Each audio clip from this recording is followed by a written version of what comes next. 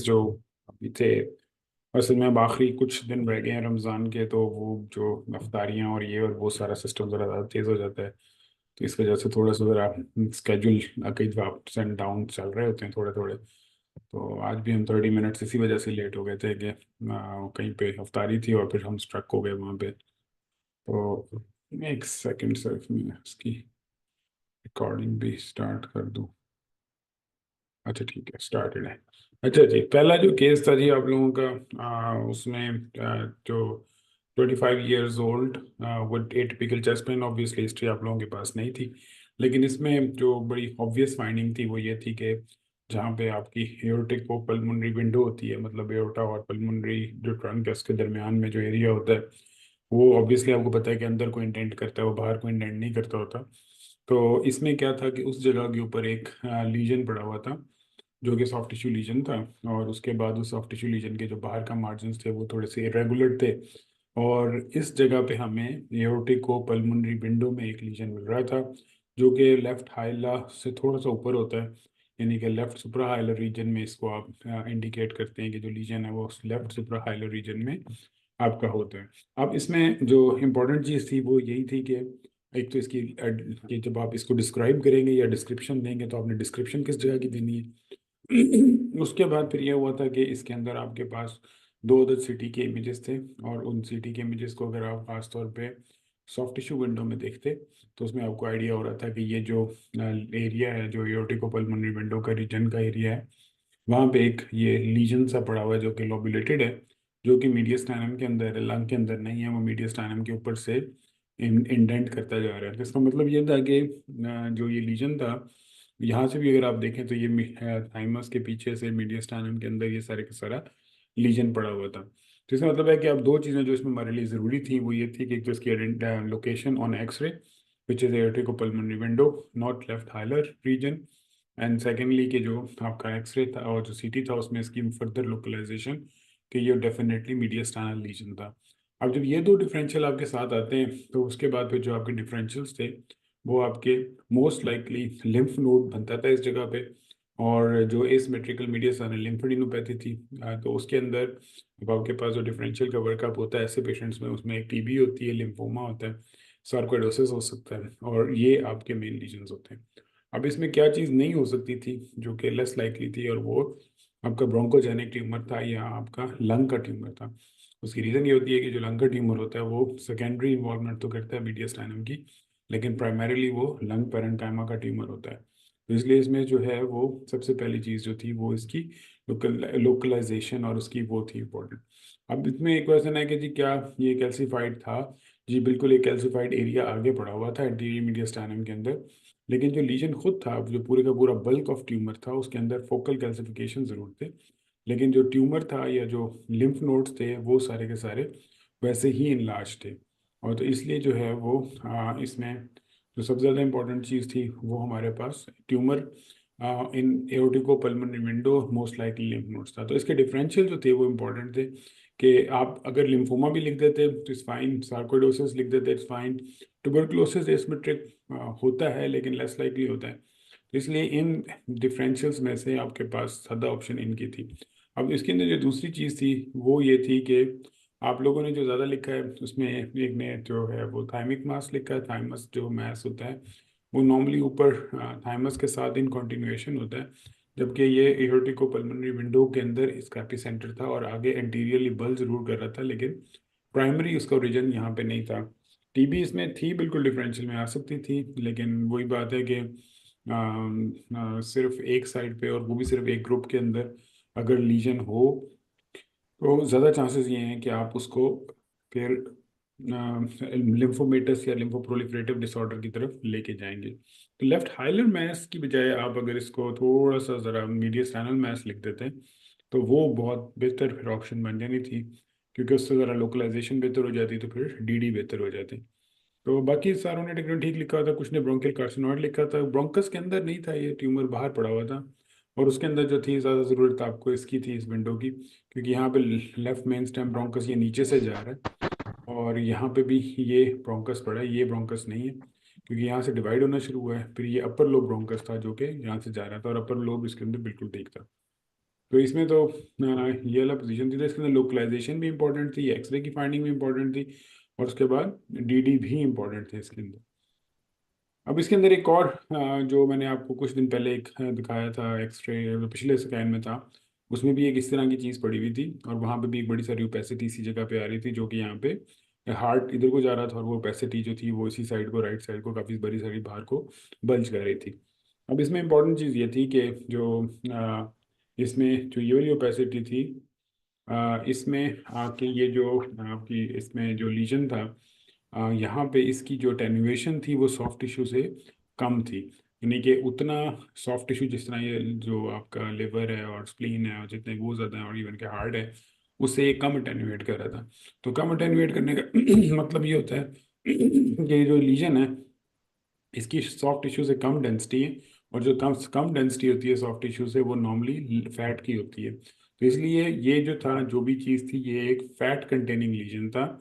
और ये भी याद रखिएगा कि अगर ये फ्लूइड फिल्ड भी लीजन होता है, यानी कि अगर इसमें पानी भी होता, जैसे कि सिस्ट में होता है, तो तब भी उसकी टेनुएशन इसके बराबर आ जाती है। लेकिन जब माइनस में टेनुएशन हो जाए, यानी कि जो फैट है वो चूंकि वाटर से भी कम टेन्यूएट करता है, वो ज़्यादा एक्सरे को जाने देता है, तो इस वजह से इसके अंदर जो रिलेटिव उसकी जो डेंसिटी है वो लो हो जाती है। तो यहाँ पे अगर आपको राइट इसकी जगह पे राइट कार्डियो फ्रेनिक एंगल के अंदर अगर आपको ऐसा लीजन मिलता है जिसके अंदर प्रिडोमिनेंटली हाइपो एरियाज होते हैं, यानी कि फैट्स वो जो यानी कि जो आपका सॉफ्ट टिश्यू उससे भी लो टेन्यूएटिंग होते हैं, तो इसका मतलब ये है कि इसमें आपने जो पहली चीज़ कंसिडर करनी है वो आपकी फैटी कंपोनेंट की चीज़ थी। और वो फिर कंफर्म हो रहा था आपके ये जो सेकंड लेवल का स्कैन था उसके ऊपर। इसके अंदर क्या था कि ये पूरे का पूरा एक लीजन पड़ा हुआ था जिसमें मेनली फैट था, और छोटे छोटे शायद एक कैल्सिफिक फोकस थे, लेकिन प्रिडोमिनेंटली जो था ये एक फैट कंटेनिंग लीजन था। और उसकी वजह से जो इसका हमने वो डायग्नोसिस बना था वो थाइमोलाइपोमा था। और उसके अंदर जो थाइमोलाइपोमा होता है उसमें मतलब ये इसी तरह प्रेजेंट करता है। और इसमें इसकी जो एक्सटेंशंस हैं वो ऑब्वियसली आपको आइडिया होगा कि इसमें ये काफ़ी इसमें नीचे तक आ रहा है, और इधर भी आपको ये यहाँ तक पूरे का पूरा नीचे जाता नजर आ रहा है। तो fat containing lesion in this region, वो तो दूसरा हमने उस दिन देखा था वो था सॉफ्ट टिश्यू लीजन, और उसमें हमने थायराइड यानी कि जो इंट्रा थोरेसिक थायराइड के जब फॉल करके इस जगह पे आ जाता है उसका हमने इमेज पहले देखा था। लेकिन दूसरा जो अगर फैट कंटेनिंग आपको नजर आ रहा है, तो फिर वो थाइमोलाइपोमा होता है कि जो लाइपोमा है वो थाइमस में प्रोड्यूस होता है, और वो ड्रैग करके इसको नीचे लेके आ जाता है, और फिर वो बड़ा सारा लीजन यहाँ पे बन जाता है। तो ये सेकंड डिफरेंशियल है जो आप लोगों ने इसमें याद रखना है, यहाँ पे कार्डियोफ्रेनिक एरिया के अंदर अगर लीजन है तो उसके अंदर। अब इसमें थाइमिक मास जिसने लिखा है उसने ठीक लिखा है, उसमें जो है वो जो लेकिन इसमें एक मिनट ठहरना, नहीं सॉरी 27 ये वाला था, हाँ इसमें पेरिकार्डियल फैट पैड लिखा है लोगों ने। पेरिकार्डियल फ्लैट पैड कभी भी इतना ह्यूज नहीं होता, ये देखें जरा आप कितना बड़ा है। वो पैड पैड छोटा होता है, मतलब उसमें आ सकता है लेकिन वो बिल्कुल ही छोटा लीजन्स होते हैं।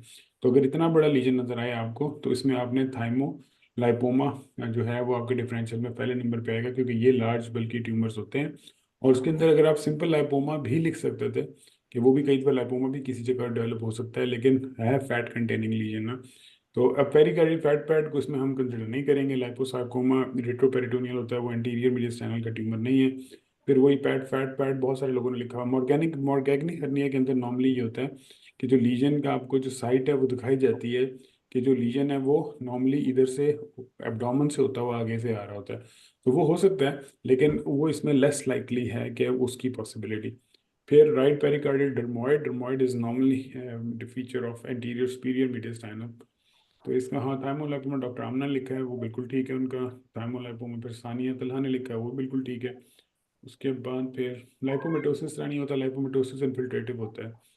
उसके बाद फिर और किसने लिखा है थाइमोलाइपोमा, पेरिकार्डियल लाइपोमा भी लिखा है डॉक्टर नासरा ने, लेकिन ठीक है वो पार्शली ठीक है। लेकिन जो पेरिकार्डियल एपिकार्डियल या पेरिकार्डियल जो फैट पैड जिन लोगों ने लिखा है उनको सिर्फ ये है कि भाई इतना बड़ा फैट पैड जो है वो नॉर्मली पॉसिबल नहीं होता। अगर ये छोटा सा यहाँ पे लीजन पड़ा होता ना इधर करके एक स्मॉल साइज, फिर आप फैट पैड कह सकते थे। लेकिन ये जो अच्छा खासा बड़े बड़ा ट्यूमर है जिसने पार्शली इनकेस भी किया हुआ है काफ़ी सारी चीज़ों को, तो इस वजह से ये इसके अंदर हो सकता है। अच्छा जी, थाइमोमाक्स पीरियड हाँ बिल्कुल होता है, लेकिन थाइमोलाइपोमा जो होता है ना वो स्लिप करके नीचे आ जाता है, मतलब उसके अंदर चूंकि एंटीरियर मीडियस टाइम से वो स्लिप करता हुआ नीचे तक आ सकता है। जिस तरह थायराइड नॉर्मली एंटीरियर मीडियस्टाइनल मैस है, लेकिन हमने पिछले उसमें एक्सरे में देखा था कि वो भी जो है वो ड्रैग करके ड्रॉप करके वेट की वजह से इंटीरियर के इंफीरियर एस्पेक्ट में आ जाता है। डर्माइड सिस्ट डिफरेंशियल, एक मिनट है अगला क्या था, एक सेकंड। जी डिफरेंशियल में होगा जी, बिल्कुल होगा उसमें।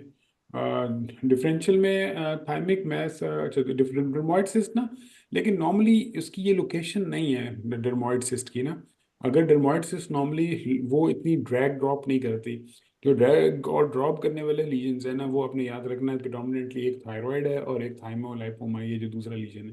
तो ये होते स्टार्ट ऊपर से ही है, लेकिन फिर वो आहिस्ता आहिस्ता आहिस्ता आहिस्ता नीचे वो ग्रो करते जाते हैं और नीचे आके अपना एक मैस यहाँ पे कॉन्स्टिट्यूट करते हैं। इसके साथ दूसरा लॉजिकल जो डिफरेंशियल था, अगर इंटीरियर मीडियस्टाइनम में देखना था आपने, तो वो फिर आपका मॉर्गेगनी हर्निया जरूर हो सकता था, लेकिन उसमें फिर क्या होता है कि आपका जो इमेज होता है वो इस तरह का उन्होंने मार्क किया होता है जिसमें आपको उसकी कम्युनिकेशन पेरिटोनियल कैविटी के साथ नजर आती है, क्योंकि मॉर्गेगनी हर्निया के लिए जरूरी है कि वो पेरिटोनियल कैविटी से ऊपर की तरफ आए, जबकि ये predominantly confined lesion within the anterior inferior mediastinum है। तो ये डिफरेंशियल आप लोगों को यानी कि आना चाहिए। और ये उसमें मतलब लाइपोमा है, लाइपोमा लाइपोसार्कोमा लेस लाइकली है, पेरिकार्डियल फैट का मैंने आपको साइज के ऊपर बता दिया था कि साइज की वजह से हम इसको इंक्लूड नहीं करते। अच्छा इसमें जो था ये एक्सरे, इसमें दो चीज़ें बड़ी इंपॉर्टेंट थी। एक तो ये था कि इसमें जारी बात है कि लोअर लोब की कंसोलिडेशन तो थी या निमोनिया तो था, लेकिन उसके बाद फिर इसके साथ राइट प्लूरल फिन थी, लेकिन असल जो फाइंडिंग थी वो इसकी ये कैविटी सिस्टिक कैविटेटिंग एरियाज थे जो कि यहाँ पे आपको नज़र आ रहे थे, जिसके अंदर जो था कैविटेटिंग यानी कि एरियाज थे। अगर आपको किसी भी एक्सरे में इस तरह एक तो होता है ना प्रॉपर आपको एयर फ्लो लेवल के साथ सिस्ट नजर आती है, लेकिन अगर आपको सिस्ट नजर नहीं आ रही और मल्टीपल कैविटेटिंग लीजन्स नजर आ रहे हैं, तो फिर उसको आप जो वर्ड यूज करते हैं वो होते हैं नेक्रोटाइजिंग नमूनिया। और जो नेक्रोटाइजिंग नमूनिया है स्पेशली अब अगर हम इसके साथ हिस्ट्री को थोड़ा सा को रिलेट कर लें कि होमलेस और इस टाइप का वर्ड के जो क्या कहते हैं डिशेवल्ड किस्म के पर्सन होते हैं कि जो मतलब कोई एडिक्शन और इसके साथ जिनकी एसोसिएशन होती है, तो फिर उस पेशेंट के अंदर अगर नेक्रोटाइजिंग नमूनिया के साथ वो पेशेंट प्रेजेंट हुआ है तो मोस्ट लाइकली फिर वो क्लब्सियला नमूना नमूनिया होता है। लेकिन अगर आप इसके अंदर जो है वो इन्फेक्टिव नमूनिया या necrotizing pneumonia with pleural effusion भी लिख देते, तो वो भी काफ़ी था। और उसके अंदर भी टीबी भी आ जाती थी, क्योंकि गो के टीबी लोअर लोब की प्रिडोमिनेंटली डिजीज नहीं है, लेकिन प्राइमरी टीबी का कई दफ़ा आपको बताया गया लोअर लोब्स को भी वो इन्वॉल्व करती है। तो इसलिए इसमें आपके पास जो है वो इसमें ये कैविटेशन का वर्ड अगर आपने लिखा है और अगर आपने मल्टीलोकुलर कैविटेशंस विद जो है सेकेंडली आपने नेक्रोटाइजिंग नमूनिया का वर्ड लिख दिया ना, तो फिर आपका ये केस पास है। लेकिन अगर आपने कैविटेशंस और नेक्रोटाइजिंग नमूनिया का वर्ड नहीं यूज़ किया हुआ तो फिर इसमें आपको पास होने के चांसेस बहुत कम हो जाएंगे आपके, क्योंकि कंसोलिडेशन इसकी मेन फाइंडिंग नहीं थी। इसकी मेन फाइंडिंग जो थी वो कैविटेटिंग नमूनियाज थे, जो ये मल्टीपल कैविटेटिंग एरियाज आ रहे थे।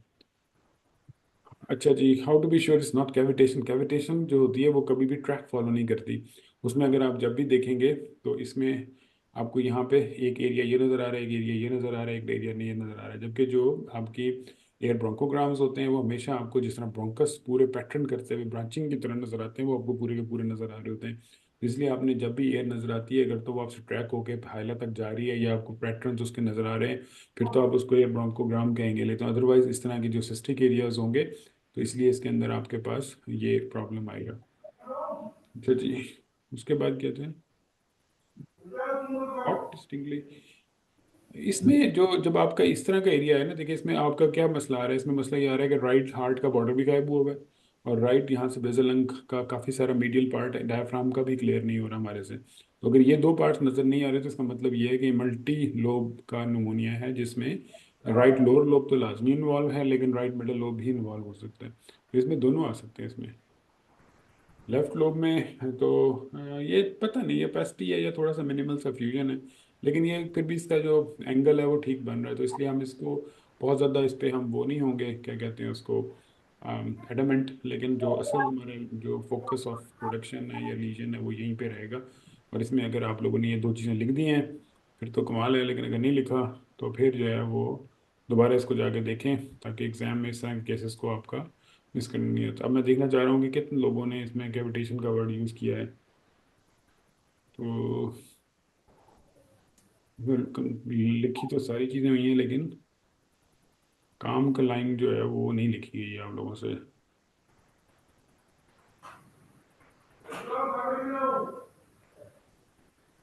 अब नहीं, अब ये देखें ना, इसमें अब ये मेजर फाइंडिंग जो थी जिसने आपको डिफरेंशिएट करा के बताना था कि ये क्या चीज़ है, ल्यूसेंसी इज लाइक ब्रोंकोग्राम, नहीं ब्रोंकोग्राम नहीं बिल्कुल भी। मेरा नहीं ख्याल कि किसी ने भी इसके अंदर जो है इसको सही तरह अटेम्प्ट किया है, तो इसलिए जो है ना इसमें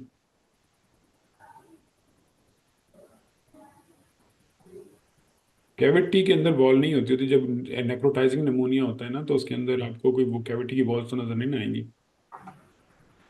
नेक्रोटाइजिंग निमोनिया का अपना पैटर्न होता है जिसमें सिस्टिक एरिया से आपको सिस्ट सी नजर आ रही होती है, हाइपोडेंस एरियाज नजर आ रहे होते हैं, इनमें वॉल्स या कैविटेशन इस तरह नजर नहीं आती कि जिस तरह जो है टीबी की कैविटीज होती हैं, इसमें सिर्फ और सिर्फ आपको कंसोलिडेशन के अंदर स्मॉल हाइपोडेंस एरियाज नजर आते हैं। अच्छा जी, उससे अगला जो केस था वो आपका था,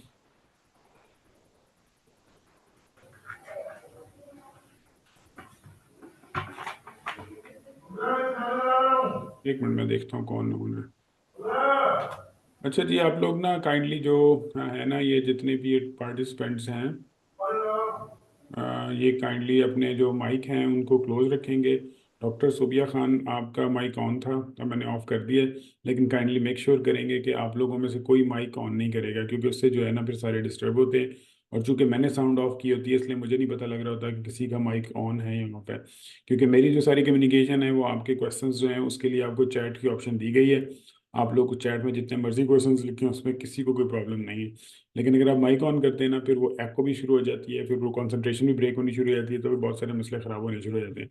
तो उसमें सिर्फ ये होता है कि एंड में बिल्कुल जब लेक्चर खत्म होता है उस वक्त अगर आप लोगों ने कोई बात करनी है तो बहुत आप आपको पूरी इजाज़त है उस वक्त बात करने की। लेकिन काइंडली प्लीज़ रिक्वेस्ट है कि ना लेक्चर के दौरान नहीं माइक ओपन करना है किसी ने भी। कोई क्वेश्चन है टाइप कर दें, आपको बिल्कुल इजाज़त है टाइप करने की, किसी टाइम पे भी आप क्वेश्चन टाइप कर सकते हैं। लेकिन माइक को काइंडली प्लीज़ म्यूट रखें, सारे लोग ना फिर डिस्टर्ब होते हैं। और मैंने अपनी जो स्पीकर है ना उसको इस वक्त बंद किया होता है। उसकी रीज़न ही सिर्फ ये होती है कि अगर किसी को माइक ऑन हुआ है तो मेरी मेरी सारी बात डिस्टर्ब हो जाएगी। तो इसलिए जो है ना वो फिर काइंडली आप लोग भी इस चीज़ को काइंडली जरा मेक श्योर करें कि इस तरह गड़बड़ ना हो। अच्छा जी। हाँ जी, अब ये कौन सा पेशेंट था? हाँ हाँ। अच्छा, इसमें इसका एक्सरे बड़ा लीडिंग था कि जिसमें आपको एक ऐसा लीजन नज़र आता है जो कि यानी कि पैरावर्टिब्रल होता है और फिर वो डायफ्राम को रिस्पेक्ट किए बगैर सीधा नीचे निकल जाता है। तो इसका मतलब ये होता है कि ये लीजन जो है ये पोस्टीरियर जो आपका क्या कहते हैं इसको, जो पोस्टीरियर मीडियस्टाइनल लीजन है, और ये जाके पीछे से रेट्रोपेरिटोनियम में जा रहा है, क्योंकि ये वाहिद ऐसी जो स्पेस होती है या जगह होती है जहाँ पे ये इतने आराम से ओवरलैप करते हुए लीजन आपको नजर आते हैं। तो अगर आपको ऐसा लीजन नजर आए जो कि यहाँ से स्टार्ट हो रहा है चेस्ट के वाले या थोरेसिक कैविटी के रीजन में, और वो डायफ्राम को कोई रिस्पेक्ट दिए बगैर ही क्रॉस करके दूसरी साइड पे चला गया हुआ है, तो ये मोस्ट लाइकली जो है वो पोस्टीरियर मीडियस्टाइनल लीजन है। अब जब पोस्टीरियर मीडियस्टाइनल लीजन आ जाते हैं तो फिर आपको पता है कि इसके अंदर आपकी जो वो वैल्यूएशन है वो बहुत थोड़ी सी रह जाती है, जिसमें आपकी न्यूरोइंटेरिक सिस्ट्स हैं और वो न्यूरल क्रस्ट सेल ट्यूमर्स होते हैं आपके पास। तो जो न्यूरल इस तरह के लीजन में अगर खासतौर पे आप इसकी याद रख लें ये शक्ल ना, और एक चीज़ दूसरी जो होती है वो ये होती है कई दफ़ा आपकी एक्स्ट्रा मेडुलरी हेमाटोपोइसिस।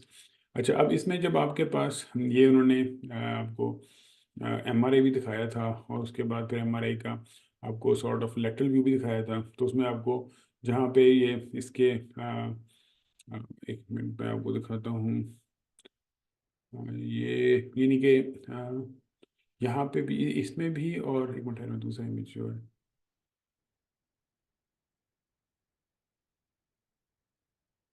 इसका मैं सबसे पहले आपको दिखाता हूँ ना। इसमें जो लीजन था, अगर आप यहाँ पे इसके न्यूरल फोरामिना देखें तो आपको कुछ ये वाला जो न्यूरल फोरामिना है जो कि अप्रॉक्सीमेटली लीजन के लेवल पे था, तो इसकी जो आपको थोड़ी सी कंपैरेटिवली जो है वो ज़्यादा आपको इसकी वाइडनिंग सी नज़र आ रही है। ठीक है। और उसके बाद दूसरा ये था कि आपको ये जो, ठीक है, अच्छा, और दूसरा एपी में भी आपको इसकी लोकेशन यहाँ पे नज़र आ रही थी, और जो फिर लेटरल था उसमें भी आपको थोड़ा सा ये न्यूरल फोरामिना ये वाला एज कम्पेयर टू बाकी न्यूरल फोरामिना थोड़े से वाइडेंड नज़र आ रहे हैं, यानी कि ज़्यादा वाइड हुआ हुआ है। अच्छा, एक दो उसके बाद फिर हम आते हैं सीटी की तरफ। तो सीटी में अगर हम इसको ओपन करें तो इसमें हमें जो लीजन नज़र आ रहा है वो एक लोबुलेटेड सा लीजन है जो कि एंटीरियर पार्ट में मौजूद है, और वो पीछे की तरफ जो चलता आ रहा है यहाँ से ये सारे का सारा। और उसके बाद यहाँ पे भी ये आपको पूरे का पूरा लीजन जाता हुआ नज़र आ रहा है। अच्छा, उसके बाद फिर इससे हम आगे चलें तो अगला जो सीक्वेंस था हमारे पास वो एमआरआई का था, और उससे अगला सीक्वेंस फिर हमारा ये था। और इसके अंदर जो ये एमआरआई का सीक्वेंस था, इसमें ये आपको जो न्यूरल फोरामिना का एरिया है वहाँ पे ये लीजन मतलब इसकी यहाँ न्यूरल फोरामिन तक एक्सटेंशन आपको यहाँ पे इस लेवल पे बड़ी अच्छी नज़र आ रही थी। तो इसका मतलब ये था कि जो भी लीजन था वो लोबुलेटेड था, और एक या कम से कम दो जगहों से ये इंट्रास्पाइनल कम्युनिकेशन भी कर रहा था। और जब इस तरह के लीजन हों जो कि जिसमें आपको न्यूरल फोरामिन की वाइडनिंग नज़र आ जाती है, तो फिर आपके पास जो डिफरेंशियल्स हैं वो सिर्फ और सिर्फ ज़्यादातर न्यूरोफाइब्रोमास या न्यूरल क्रस्ट सेल ट्यूमर्स के रह जाते हैं। तो यानी कि न्यूरल क्रस्ट सेल ट्यूमर्स होते हैं, तो इसके अंदर आपके पास वो होते हैं। अब इसमें जो असल चीज़ है ना वो ये था कि इसकी अपनी फाइंडिंग्स कुछ इसने दी हुई थी, जिस पे मुझे थोड़ा सा मतलब एतराज़ था, क्योंकि इसने कहा है कि न्यूरल फोरामिन वाइडेंड नहीं है, जबकि इसमें आपको बड़ा कैटेगोरिकली ये वाला न्यूरल फोरामिन जो थे वाइडेंड नज़र आ रहे थे। तो अगर एग्जाम में केस लगा होता तो इसकी न्यूरल फोरामिन की वाइडनिंग का नंबर होना था। तो इसलिए इसको आपने कंसिडर करना है कि न्यूरल बिल्कुल कैटेगोरिकल न्यूरल फोरामिन वाइडनिंग है। और दूसरा ये है कि इस लीजन की जो करेक्टराइजेशन है वो भी बड़ी डिफरेंट सी हेट्रोजीनस सी है। तो इसलिए इसकी जो डिफरेंशियल था वो गैंग्लियोन्यूरोमा था। और गैंग्लियोन्यूरोमा जो है वो भी आपको पता है कि न्यूरल क्रस्ट सेल ट्यूमर है, तो उसके साथ आपका आ सकता है। तो इसलिए इसमें जो आपके पास यानी कि जो ये अच्छा इसमें जो होता है ना, हाँ ये एक सवाल इन्होंने किया है।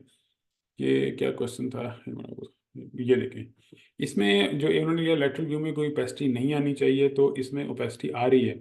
उसकी रीज़न क्या है? उसकी रीज़न ये होती है कि जो लेटरल व्यू जब भी आप देखते हैं तो उसमें आप क्या देखते होते हैं कि जब हार्ट का लेवल स्टार्ट हो जाता है उसके बाद ये जो इससे नीचे वाले वर्टिब्रा हैं ये हाइपो होते हैं as compare to upper vertebra के। यानी कि ये वर्टिब्रा और ये वर्टिब्रा आपको थोड़े से ब्लैक नजर आने चाहिए, जबकि अगर इसके ऊपर ओपेसिटी ओपेसिफाई करेगी, जिस तरह की ये पूरी की पूरी ओपेसिटी यहाँ तक आपको नजर आ रही है, तो क्या होता है कि ये वर्टेब्रा आपको थोड़े से ज़्यादा वाइट नजर आते हैं, जबकि ये कैसे नजर आने चाहिए? ब्लैक नजर आने चाहिए।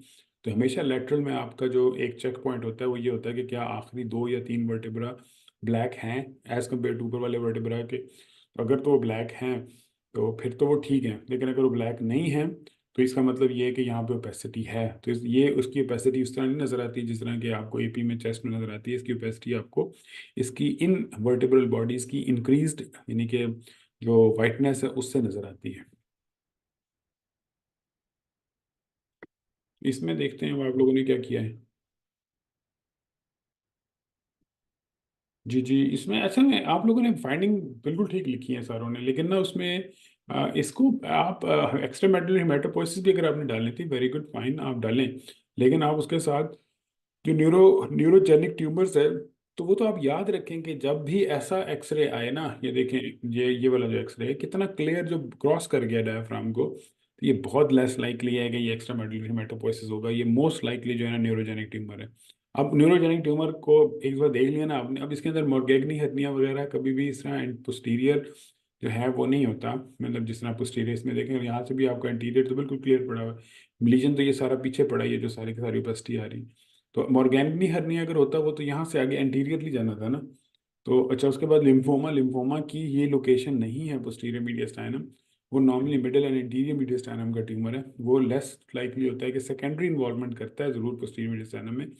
अच्छा जी, ट्यूबरकुलस एब्सेस या पायोजेनिक एब्सेस में वर्टिब्रल बॉडीज डिस्ट्रक्ट होती हैं जरूर, वो नजर नहीं आ रही, वो बिल्कुल ठीक है।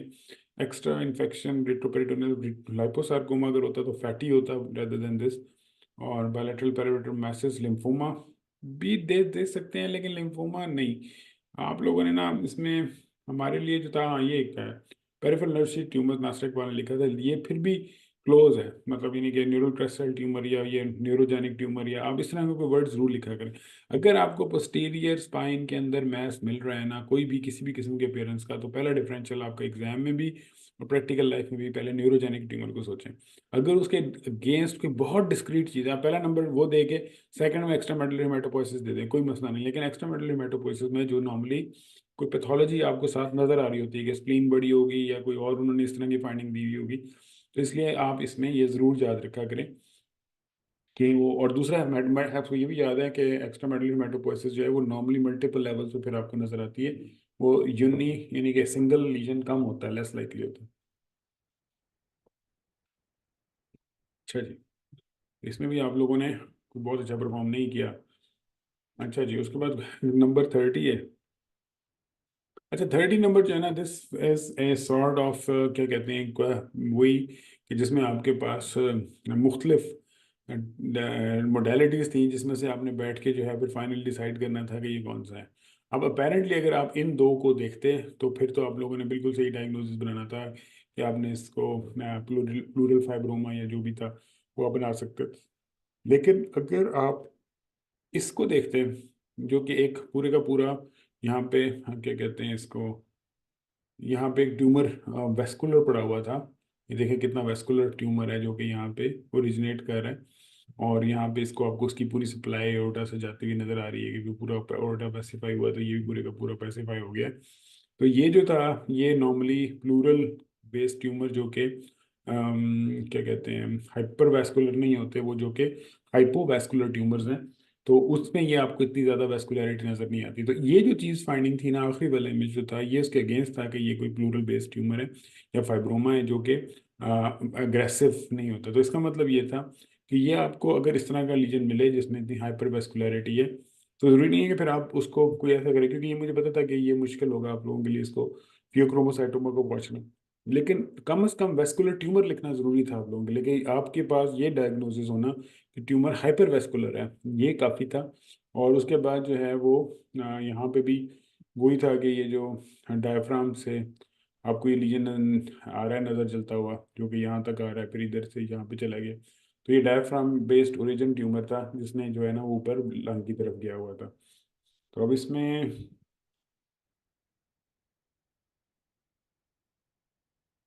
तब डायफ्राग्मेटिक, हाँ ये वेस्कुलर स्प्लीनिक में, स्प्लीन के अंदर नहीं था, स्प्लीन से तो हट के था ना। अगर स्प्लीनिंग से होता ना तो ये फिर इसकी सप्लाई स्प्लीनिक आर्टरी के थ्रू आ रही होती ना।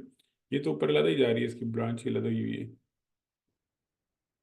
ये तो एब्डोमिनल एओर्टा से ये ब्रांच उठी है और जाके उसमें दे दी है, जो मोस्ट लाइकली ये जो थी इसकी ब्रांच, वो जो एड्रिनल ग्लैंड को जाती है ना, वही ब्रांच बड़ी हुई है इसकी। अच्छा जी, बाकी सेक्वेस्ट्रेशन के लोगों ने कईयों ने लिखे, लेकिन सेक्वेस्ट्रेशन की आप लोग याद, ये जो पिक्चर है वो कहाँ होती है, सॉरी, वो कभी भी इतना दूर नहीं होता एओर्टा से, वो हमेशा मीडियल साइड पे पड़ा होता है, क्योंकि उसके लिए इतनी बड़ी वेस्कुलर सप्लाई यहाँ से जाना वहाँ तक पॉसिबल नहीं होता। इसलिए जो उसके अगेंस्ट थी वो उसकी लोकेशन थी कि ये ट्यूमर ऑलमोस्ट इतना दूर पड़ा है यहाँ से एओर्टा से। जो सिक्वेस्ट्रेशन के पार्ट्स होते हैं वो बिल्कुल क्लोज सेक्शंस होते हैं, कि वो इतनी लंबी सप्लाई के साथ जो है ना नहीं जा रहे होते कभी भी। ये आप लोगों ने भी देखे हैं, आप लोग भी माशाल्लाह देखते रहते हैं कि वो हमेशा मीडियल जो सेगमेंट्स होते हैं लंग के, यानी कि जो ये वाला पार्ट है और जो ये वाला पार्ट है, इसकी इन्वॉल्वमेंट करते हैं। तो इसलिए आपने इसमें ये याद रखना। से एनजीओ नहीं डाल सकते ना, ये तो प्रॉब्लम है कि इतनी बड़ी वेसल सप्लाई कभी भी उसमें नहीं जाएगी। जो आपका है क्या कहते हैं उसको, सिक्वेस्ट्रेशन। सिक्वेस्ट्रेशन हमेशा मीडियल पड़ा होगा, छोटा पड़ा होगा, और इतनी वेस्कुलर सप्लाई के साथ होता है वो तो ब्लीड कर करके हेमोप्टिसिस के साथ पेशेंट प्रेजेंट हो जाता है। तो ये क्वायर ट्यूमर है, मतलब ये फियोक्रोमोसाइटोमा डेवलप हुआ है जिस तरह ट्यूमर होता है, ये कंजेनिटल या कोई इस तरह के एलिमेंट नहीं है। अच्छा जी, ये मेरा ख्याल है आप लोगों ने ठीक दिया, काफ़ी सारे लोगों ने। यहाँ पे एक आपको हम वो सिस की नज़र आ रही थी, जो कि ऑलमोस्ट इस लेवल पे पड़ी थी यहाँ पे। और फिर लेटरल पे भी आपको आइडिया हो रहा था, ये ऑलमोस्ट इस लेवल पे थी।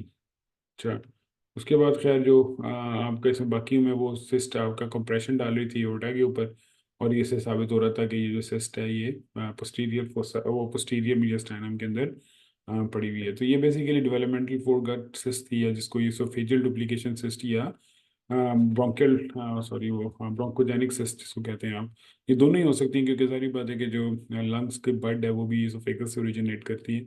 तो इसलिए वो दोनों जो है वो फोरगट की आगे डेरिवेटिव्स हैं, कि जो ईसोफेगस है वो भी फोरगट से बनती है, और जो ये है वो भी फोरगट से बनती है। तो इसलिए इसमें जो है हम सॉर्ट ऑफ यानी कि मिडल पोस्टीरियर मिडिस्टाइनल मैस है इस जगह पे, तो और उसकी वजह से जो है ना वो ये बना हुआ है सारे का सारा।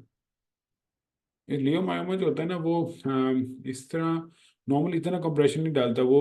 उसका आपको पता है कि वो देखा होगा आपने एंगल के, वो बिल्कुल थोड़ा सा एंगल करता है। और अगर लियोमायोमा होता है तो एक्सट्रिंसिक कंप्रेशन की वजह से आप कर सकते हैं, लेकिन नॉर्मली लियोमायोमा आपको इस तरह बाहर सिस्टिक पूरा एक अलग लीजन नजर के, एक लेजर लीजन के तौर पे नजर नहीं आता, क्योंकि वो वॉल के अंदर होता है उसकी जो इसोफेगस है, क्योंकि वो इंट्राल्यूमिनल लीजन है ना आपका, तो वो तो अंदर पड़ा होता है, उसके अंदर नहीं हल्का। तो ये simple developmental foregut duplication cyst, मतलब अगर आप लिख देंगे तो बस ये इसमें काफ़ी है। और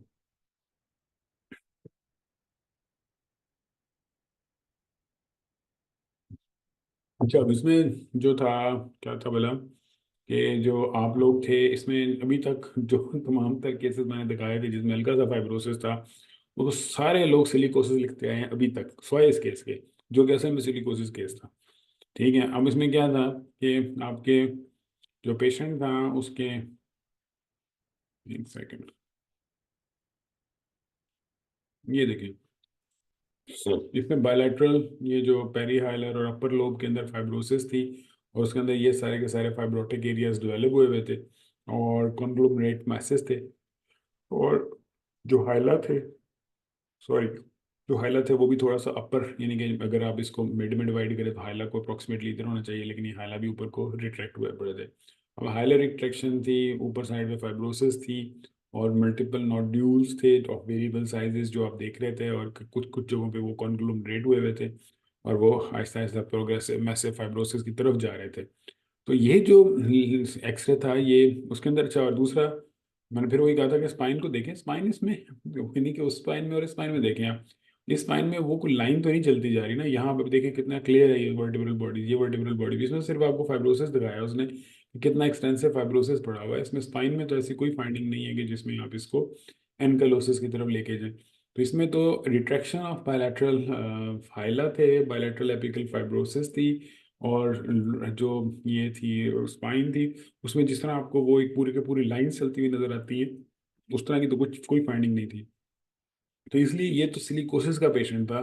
और लेकिन क्या हुआ कि फिर इसमें सिलिकोसिस वाले कौन कौन है, एक डॉक्टर जवेरिया ने दिया है, इसके बाद फिर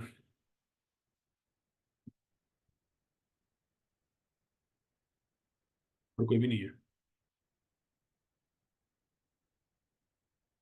अगर कोई है तो बहुत छुप के लिखा हुआ उसमें।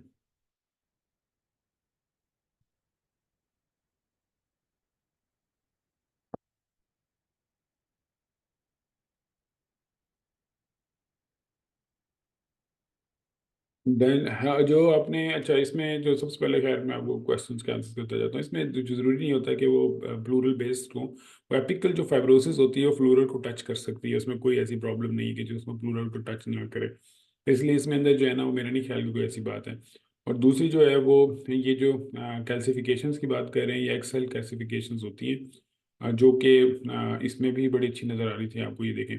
और एक्सेल जो कैल्सिफिकेशंस हैं वो भी आपकी सिलिकोसिस को जो है वो इंडिकेट कर रही हैं। तो ये अगर आपने कैल्सिफिकेशंस देखी हैं लिम्फ नोड्स की, तो ऑब्वियसली एक्सेल कैल्सिफिकेशन जो है वो उसके डिफरेंशियल में सिलिकोसिस भी आता है, ठीक है। अच्छा, और इसके अंदर वो बहुत ही क्लियर हैं जो ये सारी कैल्सिफिकेशंस है, ये देखें। अच्छा जी, उसके बाद जो है वो फिर,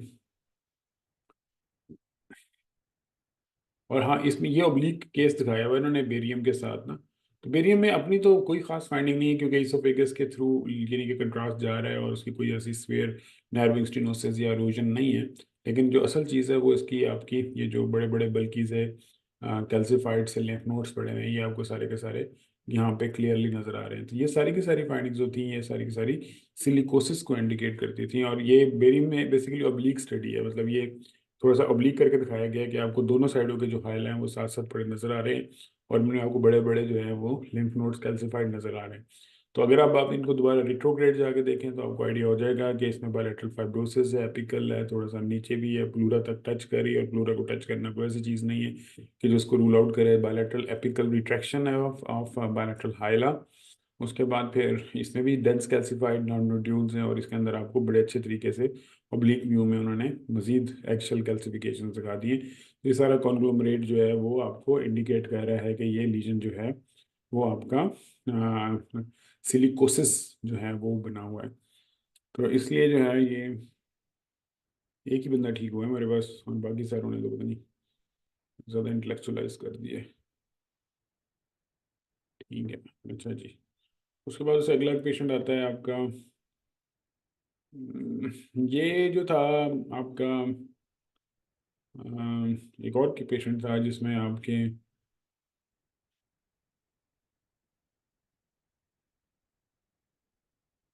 ये देखें, यहाँ पे क्या था इस एक्सरे के अंदर, कि अगर आप एपी और लेटरल दोनों देखेंगे तो आपको मल्टीपल जो थे वो कैविटेटिंग और नोडुलर एरियाज नज़र आ रहे थे, जो कि स्कैटर्ड थे, जिसके अंदर छोटी छोटी सिस्ट बनी हुई थी। ये देखें, सारी की सारी सिस्ट स्प्रेड है। और बाकी सारे का सारा जो लंग पैरेन्काइमा जितना एरिया इन्वॉल्व था वो सारे का सारा वो था, डिस्ट्रक्शन की तरफ जा रहा था। तो ये जो पिक्चर होती है, जिस तरह की यहाँ पे मल्टीपल इन्फिल्ट्रेटिव नोड्यूल्स हैं दोनों लंग्स के अंदर, और छोटे छोटे छोटे छोटे सिस्टिक्स एरिया नजर आ रहे हैं आपको दोनों साइडों पे, तो ये आप LCH या लैंगरहैंस हिस्टोसाइटोसिस या यूसिनोफिलिक ग्रैनुलोमा दोनों जो है डिफरेंशियल वो इसके अंदर आते हैं। और इसमें आपके पास वही जो बाकी सारी कहानी होती है इसके अंदर दी हुई, तो वो आप इसमें लिखेंगे। लेकिन जो ये केस था, ये टिपिकल जो है LCH का डिस्ट्रक्टिव सिस्टिक लंग डिजीजेज है, जिसमें नोड्यूल्स हैं, इनवेरिएबल हैं, और साथ उसके अंदर आपको छोटी छोटी सिस्ट नजर आ रही हैं, और इसमें फर्दर HRCT आपने रिकमेंड करना था। तो इसमें हमारे पास डॉक्टर जवेरिया ने सेकंड डिफरेंशियल में LCH डाला है, डॉक्टर नुमरा ने प्राइमरी में डाला हुआ है। तो लिहाजा ये दो तो बिल्कुल ठीक है। उसके बाद हम और देखते हैं कि मिलिट्री TB2 भी नहीं है ये कोई भी, बाकी किसी ने नहीं ठीक किया, बाकी सारों ने। हाँ, यूसिनोफिलिक नमूनिया लिखा नहीं कि वो और चीज़ है, वो उसको हम नहीं मानेंगे इसमें। तो ये बेसिकली जो है ना, सिंपल आपका LCH का एक केस था। LCH, या अगर आप उसको यूसिनोफिलिक ग्रैनुलोमा, EG ऑफ लंग, उसको भी यही कहा जा सकता है। तो ये दोनों जो है ना, इसके अंदर आपके फिट इन होते थे। और ये आपने याद रखना है, अगली दफा इस तरह के मल्टीपल नोडुलर एरियाज हैं दोनों साइडों पे लंग के, तो इसमें वो जो ILD वगैरह के पिक्चर्स होते हैं ना, वो बिल्कुल डिफरेंट होते हैं। ठीक है, वो अलग ही नजर आते हैं आपको। और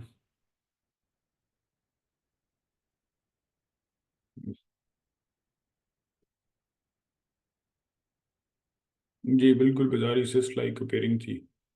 अच्छा जी, उसके बाद फिर आपका ये था। अच्छा, इसमें मुझे समझ नहीं आई कि ये तो आप लोग बिल्कुल टिपिकली देखते आए हैं कि जो इस तरह का एक बड़ा सारा हार्ट है और छोटा सा मीडियस्टाइनम में। एक सेकंड, मैं आपको,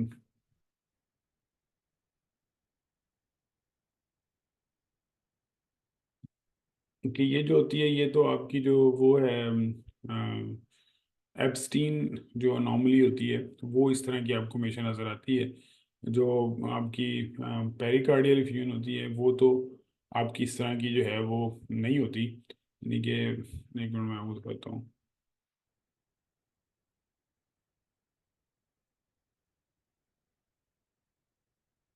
एक सेकंड, मुझे रेडियो PDF इसका एक अच्छा इमेज पड़ा हुआ था,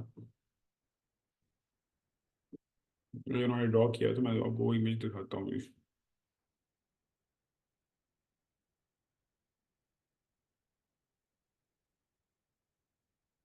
नहीं, ये ओवरऑल, हाँ, मतलब इसमें जो आपके मेन जो थी वो आपकी जो इसमें फाइंडिंग्स आती हैं वो यही है कि राइट एट्रियल एनलार्जमेंट होती है। और जो दूसरा आपकी मतलब कि ड्राइकस्पिड की जो वाल्व की है उसके हिसाब से डिपेंड करता है कि कितना ये जो है वो उसका सवेयर होगा। और टिपिकल बॉक्स शेप, मतलब इसका वर्ड यूज़ करते हैं बॉक्स शेप हार्ट। तो बॉक्स शेप तो मतलब पता नहीं कितना का है ये, लेकिन बहरहाल एक आपको ये एब्स्टीन नॉर्मली जो है वो आपको इसी तरह नज़र आती है, जिसके अंदर आपका जो है वो हार्ट नीचे की तरफ पुश होता है। ठीक है, और उसके बाद ये सारे का सारा आपको राइट एट्रियम के इन्लार्जमेंट की वजह से इस तरह नज़र आ रहा होता है। तो ये पिक्चर तो आप लोगों ने, ये जो होती है ना कुछ पिक्चर्स, वो तो आपने याद करनी होती है कि इस तरह की अगर आपको हार्ट की शक्ल नज़र आएगी तो आपको इसमें डेफिनेटली जो है वो फॉरन मतलब इसमें ये इमेज की आपको वर्ड करना चाहिए। तो ये मतलब वही जो कि बॉक्स टेप है या जिस तरह का भी शेप है, इसकी याद रखें। ये बिल्कुल आ सकता है।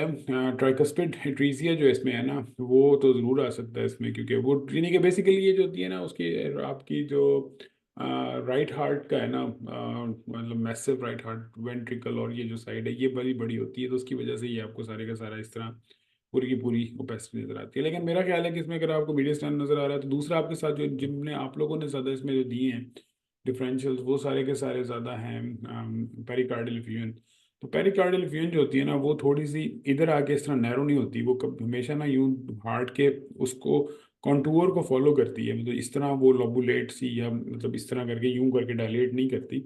वो जिस तरह हार्ट होता है ना, क्योंकि उसने हार्ट के हर साइड से आना होता है ना, तो वो इस तरह लोबुलेट नहीं करेगी, वो आपको हार्ट पूरे का पूरा कार्डियोमेगैली के तौर पर नजर आएगा, रेदर देन कि उसकी हार्ट की शेप वो एबनॉर्मल कर दे। तो इसमें हम देखते हैं कि अपस्ट्रीम असल में बॉटल शेप नहीं है। चलिए इसको आप दोबारा देखिएगा, ये तो सारों ने गलत किया हुआ है, कि अपस्ट्रीम नॉर्मलीज और जो इस तरह की कॉमन नॉर्मलीज है ना, इसमें आपने कैसे देखना है। अच्छा, अब ये एक पेशेंट था, इसमें फिर वही बात थी कि मैंने आपको उसने भी बताया था कि हमने जब भी ये हाईलाइन लार्ज होते हैं, तो आपने इसमें क्या चीज़ देखनी होती है कि ये वेसल लाइक है या ये लिम्फ नोड लाइक है। अब इसमें अगर आप राइट साइड देखें, तो ये आपको पूरी की पूरी वेसल यहाँ से नीचे जाती नजर आ रही है, यहाँ तक प्रूनिंग हुई भी है वेसल की, मतलब ये नहीं कि ये एकदम से लार्ज हुई, फिर ये देखें ये पूरी की पूरी वेसल का आउटलाइन है, उसके बाद पेरिफ्री में जाते ही ऑब्लिटेट करके, इसी तरह ये लोबुलेटेड सा जो ये वाला एरिया है, ये भी वेसल है, और वेसल के साथ ही फिर जो है वो जैसे ही वो बाहर निकलता है तो वो ऑब्लिटेट कर जाता है। और अगर आपको ये दोनों साइडों की यहाँ पे वेसल्स आपको नजर आती हैं, तो ये दोनों साइडें जो हैं जहाँ पे हाइला होते हैं, तो यहीं पे आपकी पल्मोनरी आर्टरीज आ रही होती है। तो जो पल्मोनरी आर्टेरियल हाइपरटेंशन होती है उसमें ये आपका जो है वो जो मेन फाइंडिंग होती है वो आपके पल्मोनरी वेसल्स की होती है। तो इसलिए इसमें कोई, लेकिन चूंकि ये पल्मोनरी आर्टेरियल हाइपरटेंशन होता है, तो इसमें आपका वीनस सिस्टम ठीक होता है, तो इसमें आपको कोई वो वीनस कंजेशन के साइंस नहीं मिलते। लेकिन पल्मोनरी आर्टरी की इन्लार्जमेंट बायलैटरल और उनकी प्रूनिंग के जैसे ही वो बाहर निकलती है साथ ही वो बिल्कुल छोटी हो जाती है। तो ये इसकी प्राइमरी जो पल्मोनरी आर्टीरियल हाइपरटेंशन है या पल्मोनरी हाइपरटेंशन है उसके फीचर है।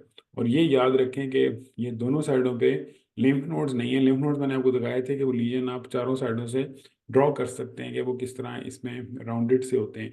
लेकिन जब इसके अंदर जो है जो ये वाला जिस तरह का ये वाला लीजन है, तो इसमें आपके पास वो लोबुलेटेड से ये आइरियस तो आ रहे हैं, लेकिन आपको वो जो मतलब जिस तरह लिम्फ नोड का ग्रुप है वो नहीं नजर आ रहा है। इसमें आपको पूरे का पूरा ये वेसल नीचे तक ट्रेस होती नजर आ रही है। ये वेसल गई यहाँ से ट्रेस हुई, यहाँ से ऊपर ट्रेस हुई, इसी तरह ये लोबुलेटेड सा जो एरिया, ये पल्मोनरी ट्रंक और लेफ्ट पल्मोनरी आर्टरी ये भी इनलार्ज है। तो ये जो दो चीज़ें फाइंडिंग थी इसके अंदर, ये दोनों साइडों की वेसल इनलार्ज अगर हो गई है, पल्मोनरी आर्टरीज इनलार्ज हो गई है, तो वो पल्मोनरी आर्टीरियल हाइपरटेंशन में जाती है, क्योंकि उनका यहीं तक ही प्रेशर होता है जो पेरिफ्री है उसमें, फिर आपकी वेस्कुलरिटी ठीक रहती है।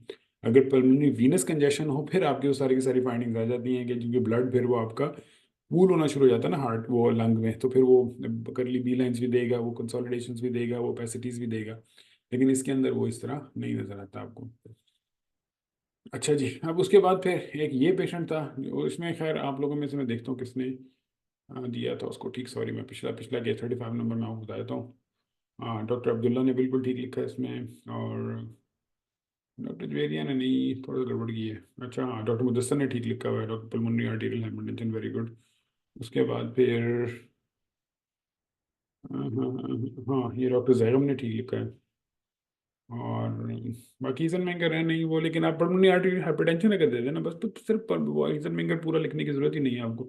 आप बस पल्मोनरी आर्टेरियल हाइपरटेंशन दें और उसको फारिग कर दें। अच्छा जी, उससे अगला जो पेशेंट था ये वाला, इस ये एक टिपिकल पेशेंट है, और ये टिपिकली ना एक दफ़ा, एक मिनट है मैं आपको मेरे पेशेंट निकालूँ कौन सा वाला, हाँ ये वाला है। ये जो पेशेंट है ना, ये टिपिकल एक आता होता है, और इसमें आपने याद रखना है कि ये अगर आपको लेफ्ट जो ये देखें, ये है राइट इसकी पल्मोनरी आर्टरी, और ये है इसकी लेफ्ट पल्मोनरी ट्रंक और पल्मोनरी आर्टरी, ठीक है।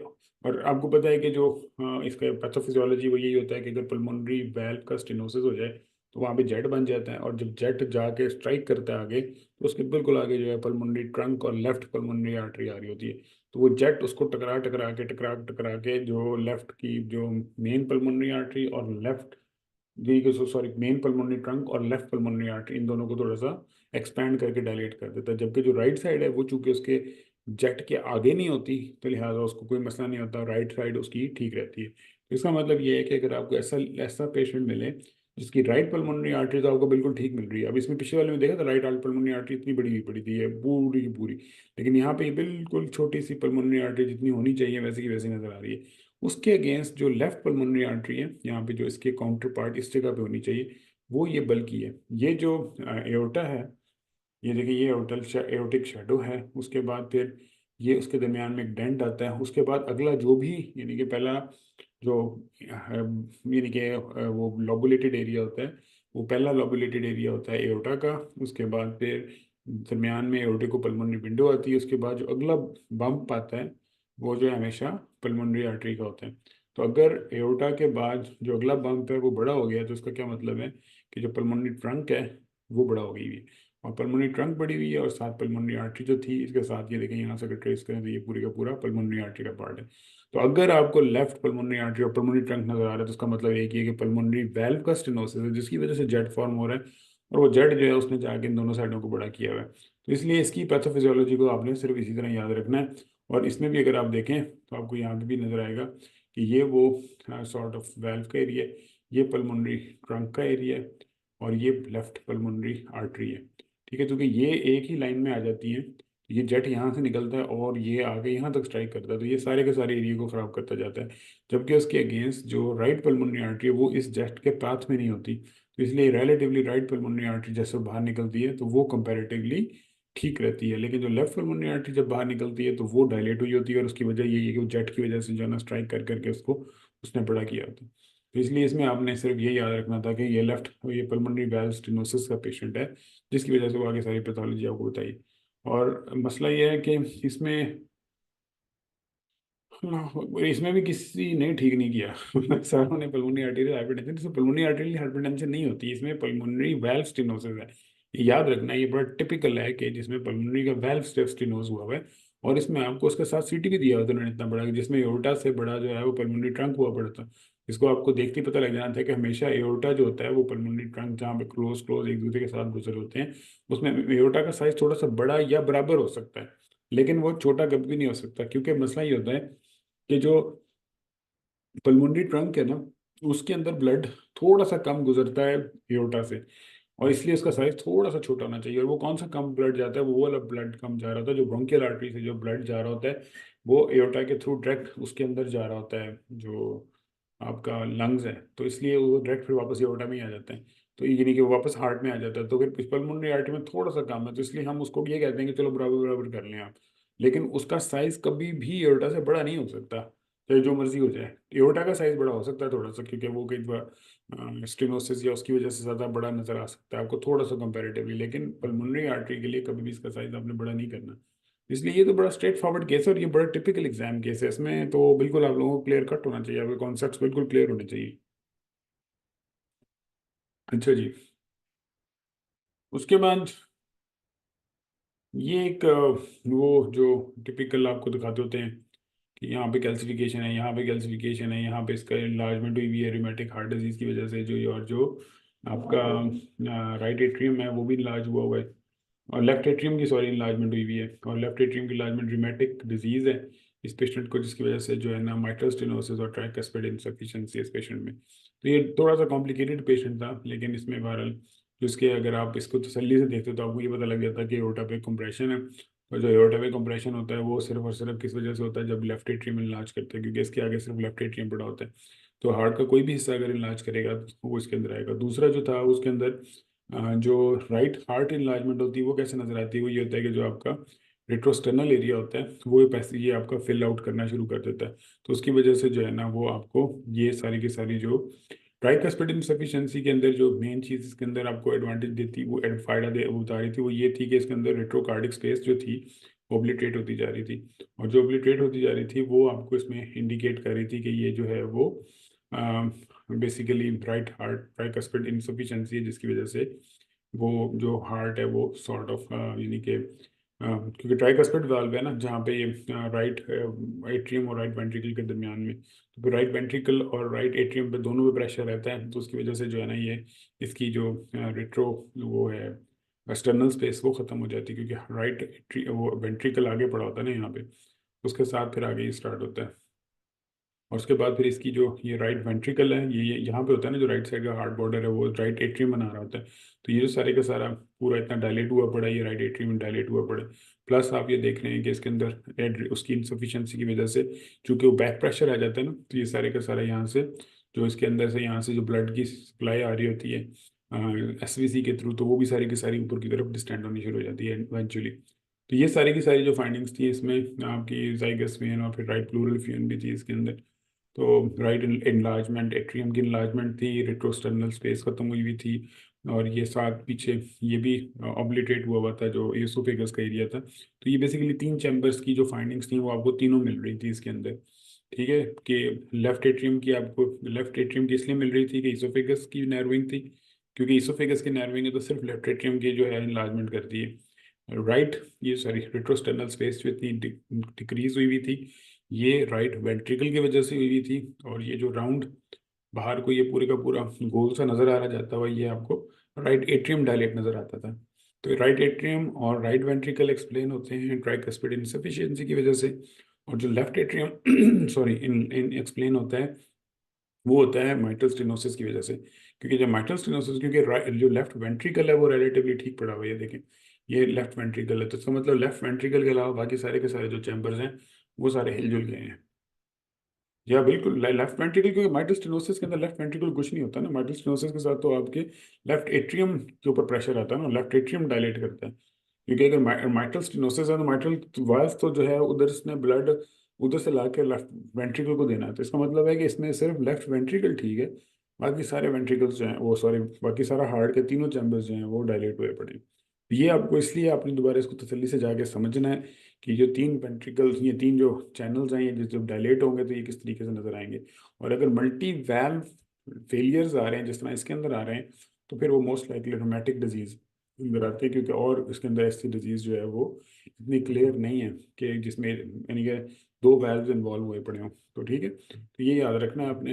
हाँ, ताकि इसमें जो है ना आपको इसमें चैम्बर्स को अच्छी तरह देखें कि आपको सारे के सारे चैम्बर्स जो हैं वो नजर आ रहे हैं कि नहीं। अच्छा जी, उसके बाद जो है फिर आपका एक और यहाँ पे था लीजन, उसके अंदर ये लीजन यहाँ पड़ा हुआ था कि ये एक आपको पहले भी मैं दिखा चुका था जिन लोगों ने वो एमसीक्यूज वाला अटेम्प्ट किया था। तो इसमें आपको यहाँ पे फैट कंटेनिंग लीजन नज़र आ रहा है जो कि ये पूरे का पूरा इस जगह पे है। तो ये जो लीजन था ये इसको आप इंटर एट्रियल सेप्टल लाइपोमा या lipomatous hyperplasia of inter atrial septal septum sorry आप जो कहते हैं कि दो एट्रियम्स के दरमियान, यानी कि ये बेसिकली जो एट्रियम है आपका लेफ्ट और राइट, इसके दरमियान जो है आपकी ये एक फैटी एरिया आया हुआ है, ये लाइपोमा होता है इंटर एट्रियल सेप्टल लाइपोमा। ठीक है, और इसकी फैट अटेन्युएशन है। ये देखिए, इसको और सबक्यूटेनियस फैट को आप मैच करेंगे तो आपको ये दोनों एक जैसे नजर आएंगे। इसके अंदर आपको इसकी स्पेसिफिक डेंसिटी लेने की जरूरत नहीं होती, बल्कि आप इसके अंदर सिर्फ और सिर्फ जो इसकी वो है ना मतलब फैट के ऊपर, उससे ही आपको इसमें आइडिया हो जाता है कि ये क्या चल रहा है इसके अंदर।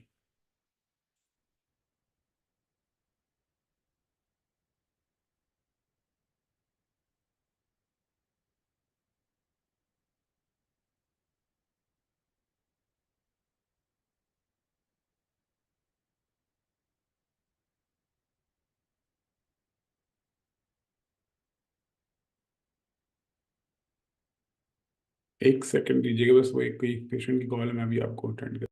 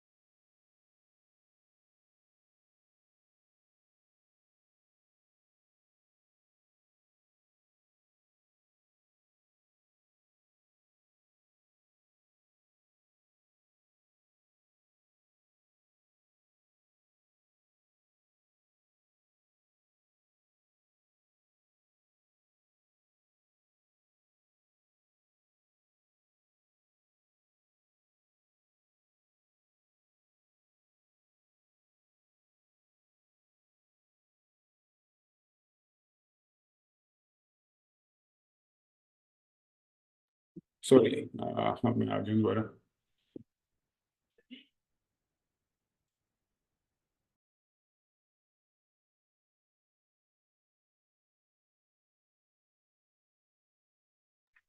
अच्छा, तो अब ऐसे इसमें जो था ना, ये सिंपल एक वही जो इंटरलेटरल लाइपोमा का केस है, इसको याद कर लें, इसकी लोकेशन को खास तौर पे।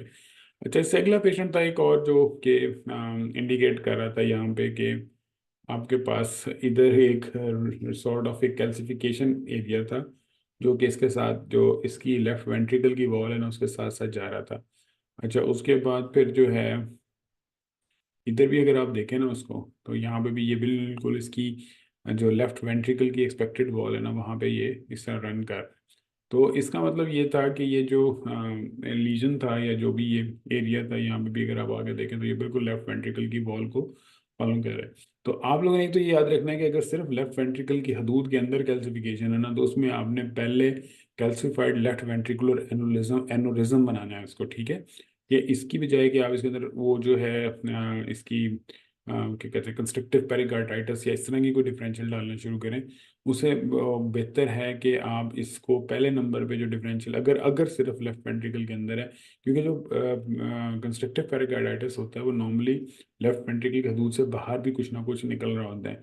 तो अगर ये कैल्सिफिकेशन यहाँ से आगे इधर तक आ जाती है, इसको मिड लाइन तक पहुंची होती, तो फिर तो हमें पता था कि ये लेफ्ट वेंट्रिकल के से निकल के अब राइट वेंट्रिकल और राइट एट्रियम वाली साइड पे आ रही है।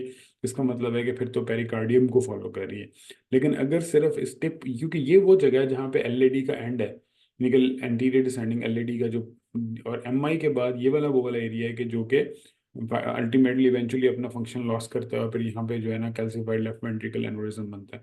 तो अगर आपको इस टिपिकल लोकेशन के अंदर इस तरह की कैल्सिफिकेशन नजर आए, तो आपने जो पहला डिफरेंशियल डालना है वो कैल्सिफाइड लेफ्ट वेंट्रिकुलर एनोरिज्म को डालना है, ठीक है। तो ये इसके अंदर ज़रूरी है, इसको इस तरह याद रखना, क्योंकि इसमें आप लोगों ने ज़्यादातर ने इसमें कंस्ट्रक्टिव पेरिकार्डाइटिस दी है, लेकिन उसके अलावा भी डॉक्टर जवेरिया ने ठीक दिया, डॉक्टर नुमरा ने ठीक दिया।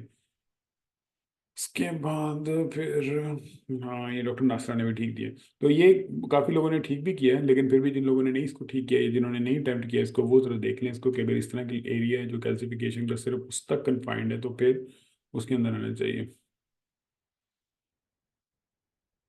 इसोफेगस असल में जो वो कर जाती है ना, क्या कहते हैं उसको, यहाँ थोड़ा सा शायद है फीलिंग डिफेक्ट, लेकिन चूंकि हमारे पास पूरी स्टडी नहीं है और कहीं पे होल्ड अप ऑफ कंट्रास्ट नहीं है, ये स्टमक तक ठीक जा रहा है, तो मेरा ख्याल है कि इसमें हम इसको कोई बहुत ग्रॉसली नॉर्मल मेरा नहीं ख्याल के कहेंगे। और जो अगर इसमें थोड़ा सा ये लेफ्ट एट्रियम का वो होता, क्या कहते हैं वो, ये माइट्रल स्टेनोसिस होता है या रीगर्ज होता है, तो फिर उसमें चांस था कि यहाँ पे हमें ये इंडेंटेशन पोस्टीरियर साइड पे होती नजर आती, और फिर हम उसको जो है ना वो उसमें ले जाते हैं। अच्छा जी, उसके बाद जो है फिर आपके पास ये एक वो टिपिकल पेशेंट है जो कि अगर आ जाए तो आप लोगों को शुक्र करना चाहिए एग्जाम के अंदर, और आपको फौरन इसके अंदर पूरे नंबर हासिल कर लेने चाहिए, क्योंकि इसमें ये वाहिद चीज़ है जिसमें आप डेफिनेट डायग्नोसिस देते हैं जब आपको मैक्रोस्कोपिक फैट का एरिया सेंट्रल पार्ट में नज़र आ जाए। अगर आपको इस तरह का मैक्रोस्कोपिक फैट का एरिया एक नोड्यूल के अंदर नज़र आ गया है, तो फिर इसका मतलब क्या है कि वो पेशेंट सिर्फ हिमारटोमा का ही हो सकता है, क्योंकि macroscopic fat excludes any malignancy whatsoever इन ए pulmonary नोड्यूल। तो इसके अंदर फिर अगर आपने सेंट्रल में माइक्रोस्कोपिक फैट नहीं, माइक्रोस्कोपिक फैट ये होती है कि आप एक कर्सर लेके चले गए हैं और जगह जगह पे जाके डेंसिटियाँ चेक कर रहे हैं, तो वहाँ पे बहुत लाइकली है कि आप कहीं ना कहीं माइनस की डेंसिटी देख लेंगे। माइक्रोस्कोपिक फैट मीन्स कि आपने किसी कर्सर को यूज़ नहीं करना, आपने इमेज को बड़ा करके देखना है कि क्या आपको सेंट्रल पार्ट में कोई फैट नज़र आ रही है। अगर आपको अपनी बेयर आई से फैट नज़र आ रही है, तो इसका मतलब ये है कि ये नोड्यूल खतरनाक बिल्कुल भी नहीं है। ये ना सॉलिटरी पल्मोनरी नोड्यूल में जाएगा, ना ये कोई ऐसे फॉर नोड्यूल में जाएगा जिसको फॉलोअप पे डालेंगे, ये सिर्फ और सिर्फ हिमाटोमा में जाएगा। और हिमाटोमा में आप इसको करके इसको पेशेंट को तसल्ली दिला के घर भेज सकते हैं। तो इसमें आपके लिए जो है वो मेन फाइंडिंग एक यही थी सिर्फ। तो इसमें अब हमने देखना है कि हमें किसने ये वाली फाइंडिंग बताई है कि जो सेंट्रल फैट है। अच्छा, इसमें एक ने अभी कुछ कुछ लोगों ने इसमें मैथ्स लिखे हुए हैं, मैथ्स तो बिल्कुल भी नहीं हो सकता क्योंकि सेंट्रल फैट है। इसमें जब भी आपको वो आएगा तो इसमें सेंट्रल फैट साइन जरूर नजर आएगा, सेंट्रल फैट नजर आ गया खत्म। आपके पूरे नंबर आ सकते हैं अगर आप इसको ठीक तरीके से लिख दें। अगर आप इसको इस फैट को यूज नहीं करेंगे, आप दुनिया जाके जो मर्जी स्टोरी लिखाएं, आपको दो नंबर भी नहीं मिलने फिर। अच्छा जी, इसमें सबसे पहले जो है वो डॉक्टर नुमरा ने ठीक लिखा है, फिर डॉक्टर हिना अमीन ने ठीक लिखा है। दाव करो दाव हाँ, ये डॉक्टर इशरत राजिया ने ठीक लिखा है। Kaca aja zaga so pencil वाला alternate mini pencil फिर to lip ज़ारा करती थी। नसरुल्लाह ने ठीक लिखा है, नासरा इकबाल ने भी ठीक लिखा है, वेरी गुड, और जैकब हुसैन ने भी ठीक लिखा है। तो इट्स लाइक गुड के मतलब काफ़ी सारे लोगों ने इसको हाँ करके देख लेना है। तो जी क्या कह रहे हैं, हाँ अब आप ये कह रहे हैं कि इसको कैसे टेबल को रीड करना है, तो ये टेबल तो बड़ी स्ट्रेट फॉरवर्ड है। ये यहाँ से स्टार्ट होगी, इसके ये वाला कोने का जो हाउस फील्ड यूनिट है वो ये है। अब इम्पॉर्टेंट चीज़ क्या है कि अगर आपको कॉन्ग्लोमरेट ऑफ माइनस साइंस मिल रहा है, कि अगर मैं इधर से देखूँ तो ये वो वाला एरिया जो सेंट्रल फैट का है, यहाँ से यहाँ से यहाँ से यहाँ से ये पूरे का पूरा एक बड़ा एरिया है जो माइनस माइनस माइनस माइनस में चलता जा रहा है। तो अगर ये इतना सारा एरिया माइनस माइनस में चल रहा है, इसका मतलब है कि ये पूरे का पूरा फैट एरिया है ना उसके अंदर। तो इसका मतलब ये है कि हमें जो एक हाइपोडेंस एरिया नजर आ रहा है वो सारे फैट सिग्नल्स के अंदर पड़ा हुआ है, और ये इतना बड़ा उसके अंदर, और ये जो इन्होंने डब्बा लगाया हुआ है, इस डब्बे के ही ये सारे पिक्सल्स हैं कि उधर से स्टार्ट होते हैं और इस तरह इस तरह इस तरह इस तरह चलते जाते हैं जिस तरह ऊपर से नीचे आ रहे हैं। और उसका जो सेंट्रल व्यू वाला पार्ट है सारे का सारा, ये सारे का सारा ये बता रहा है कि ये सारा इसमें फैट वाला एरिया जो सेंट्रल पार्ट में पड़ा, और वो जो उसका सेंट्रल पार्ट है और उसका सेंट्रल पार्ट वो इसके उसी के वैल्यूज दिखा रहे हैं। अच्छा जी। हाँ जी, सब टाइम पॉपकॉर्न कैल्सिफिकेशन होती है, लेकिन popcorn calcification is a sign of benign nodule, but it's not a definite sign of क्या कहते हैं pulmonary hematoma. More definite sign जो है वो आपका उसका होता है, जो क्या कहते हैं उसको, जो आपका ये फैट का होता है। What do you call this box, मेरे ख्याल से पिक्सल डेंसिटी ग्राफ है बस, और इसमें क्या लिखना है, पिक्सल वैल्यू ग्राफ या कुछ इस तरह का आप दे दें, ROI वैल्यूज ऑफ लीजन, इसका कोई खास नाम नहीं होता मेरा ख्याल है। ये आप ऐसे ड्रॉ कर लेते हैं पिक्सल्स, बस ये पिक्सल डेंसिटी ग्राफ है, यानी पिक्सल डेंसिटी टेबल कह लें आप। पिक्सल डेंसिटी डेंसिटी टेबल अच्छा नाम लग रहा है, ये रख लें आप इसको। अच्छा जी। अच्छा उससे अगला चलें जी। इसमें जो फाइंडिंग थी इसमें आपको जो एपी लैटरल फिल्म थी वो तो बेहतरीन आ रही थी नज़र। असल तो मसला आ रहा था इसके अंदर, ये जो थी फिल्म ये कौन सी थी, ये इसकी एंजियोग्राम की फिल्म थी, जिसमें यहाँ से आके राइट एट्रियम के अंदर जो है वो ये कंट्रास्ट डाला जा रहा है। और जब इसको राइट एट्रियम में कंट्रास्ट डालते थे उसके बाद फिर वो यहाँ से राइट वेंट्रिकल में जाके और वेंट्रिकल से जो आउटफ्लो में जाके वो ये जो इसकी पल्मोनरी वेन आर्टरीज होती हैं उनमें चला जाता था। तो ये जो SVC आ रही है और SVC के आगे ये जो एरिया ये जो आ रहा है पहला, ये सारे का सारा राइट एट्रियम का पार्ट है, ठीक है। और राइट एट्रियम के पार्ट के अंदर ये आपको एक लोबुलेटेड सा एरिया नजर आ रहा था जो कि सेंट्रल पार्ट में था, जो कि फिलिंग डिफेक्ट दे रहा था। इसका मतलब ये था कि ये कोई ऐसी चीज थी या ऐसा ट्यूमर था जो राइट एट्रियम के अंदर मौजूद था और उसके अंदर वो कंट्रास्ट को फिल नहीं होने दे रहा था। तो इसका मतलब ये था कि हमने राइट एट्रियल ट्यूमर की ऊपर बात करनी थी, और राइट एट्रियल ट्यूमर में जो मोस्ट कॉमन ट्यूमर है वो आपका राइट एक्सियल मिक्सोमा होता है। और राइट एक्सियल मिक्सोमा इसके अंदर वो आपको करता है। इसमें एओर्टा तो आउटलाइन ही नहीं हुई थी, तो इसलिए जो है ना इसमें एओर्टा पे तो कमेंट कर ही नहीं सकते थे। ये तो देखें, ये तो SVC के थ्रू इन्होंने कैथेटर अंदर प्लेस किया हुआ है, और यहाँ से सिर्फ इसके अंदर डाल रहे हैं वीनस सिस्टम को वैल्यूएट करने के लिए। इसमें लेफ्ट वेंट्रिकल और लेफ्ट एट्रियम उनको अभी इन्होंने आउटलाइन नहीं किया हुआ है, इसलिए तो ये सिर्फ और सिर्फ इंटरेस्टेड थे आपको राइट एट्रियम दिखाने में। यहाँ से ये जो ऊपर से कैथेटर आ रहा है ये सीधा राइट एट्रियम में आ रहा है, राइट एट्रियम में फिलिंग डिफेक्ट है जो कि राइट एट्रियल मिक्सोमा था। तो इसके अंदर तो पता नहीं किसने, हर एक ने काफ़ी ज़्यादा इंटेलेक्चुअलाइज किया है, स्वाय डॉक्टर जवेरिया नदीम के, जिसने दो डिफरेंशियल दिए हैं कि एट्रियल मिक्सोमा और थ्रोम्बस एंड राइट एट्रियम, और वो दोनों ठीक है, मतलब थ्रोम्बस भी इस तरह प्रेजेंट कर सकता है। और दूसरी जो ऑप्शन है वो आपकी एट्रियल मिक्सोमा की है, जो इसके अंदर केस ठीक था। तो इसको सिर्फ आपने थोड़ा सा समझना था कि ये क्या कर क्या रहे हैं आपके साथ ना इसमें। इसमें आपको ये बड़ा अच्छा नज़र आ रहा था कि कैथेटर आ रहा है और ये SVC में आ रहा है, और SVC से हम कंट्रास्ट फिल कर रहे हैं, उसके बाद ये आउटफ्लो से जाके राइट वेंट्रिकल के अंदर घुसना चाह रहा है, और फिर वहां से ये जाके आगे आपका उसमें चला जाएगा। तो ये सिर्फ और सिर्फ इसकी स्टडी को आइडेंटिफाई करना था, जो कि नहीं एओर्टा राइट वेंट्रिकल से क्यों राइज करेगी, एओर्टा जो है वो हमेशा राइज करती है आपकी किससे, लेफ्ट वेंट्रिकल से। और उसमें जो है ये जाके दोनों साइडों पे कंट्रास्ट जो है वो कर रही है, और इसमें बाकी तो कोई भी चीज़ नहीं है।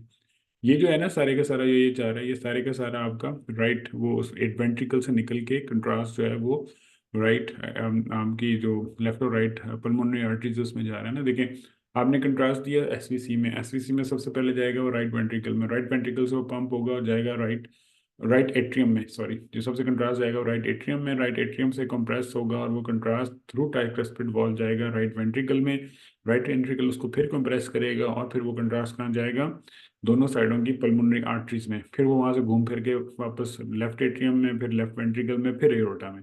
तो ये जो सारे का सारा आपको नजर आ रहा है कंट्रास्ट जाता हुआ, ये सारे का सारा एसवीसी में है, ये भी एसवीसी है, और उसके थ्रू फिर कंट्रास्ट ये सारे का सारा फिलिंग डिफेक्ट है, यहाँ से फिर ये एट्रियम में वेंट्रिकल में जा रहा है और फिर वेंट्रिकल इसको पुश करके दोनों साइडों पे डाल रहा है। जी जी, लेकिन आप इसको सिंपल समझें, आप इसको कॉम्प्लिकेट ना करें बिल्कुल भी, आप इसको बिल्कुल आसान अल्फाज में समझें, क्योंकि वो आपको नहीं देने लगे टीजीए और एओर्टोग्राम लेस लाइकली। अच्छा जी, उसके बाद फिर ये थोड़ा सा मुश्किल था आप लोगों के लिए केस, क्योंकि इसमें फाइंडिंग्स डिफरेंट थी कि उसके अंदर जब अगर आप यहाँ पे देखें ना तो नॉर्मली लेफ्ट वेंट्रिकल इस तरह आता है, ठीक है, ये जो वेंट्रिकल की वॉल होती है, तो इसमें क्या हो रहा है, लेफ्ट वेंट्रिकल इधर से आके एक बाहर इन बल्ज कर रहा है, तो ये जो इस तरह बाहर बल्ज करता है ना, ये लेफ्ट वेंट्रिकल का नॉर्मल फाइंडिंग नहीं है। और इसके अंदर जो जब आपका इस तरह बल्ज कर रहा होता है तो फिर ये ज़्यादा लाइकली ये होता है कि ये लेफ्ट वेंट्रिकल वॉल का एनोरिज्म है, जो कि पोस्ट एमआई हुआ है, और मैंने वही पहले भी आपको ये बताया था कि यही वो जगह थी जहाँ पे हमने पहले कैल्सिफाइड एनोरिज्म भी देखा था।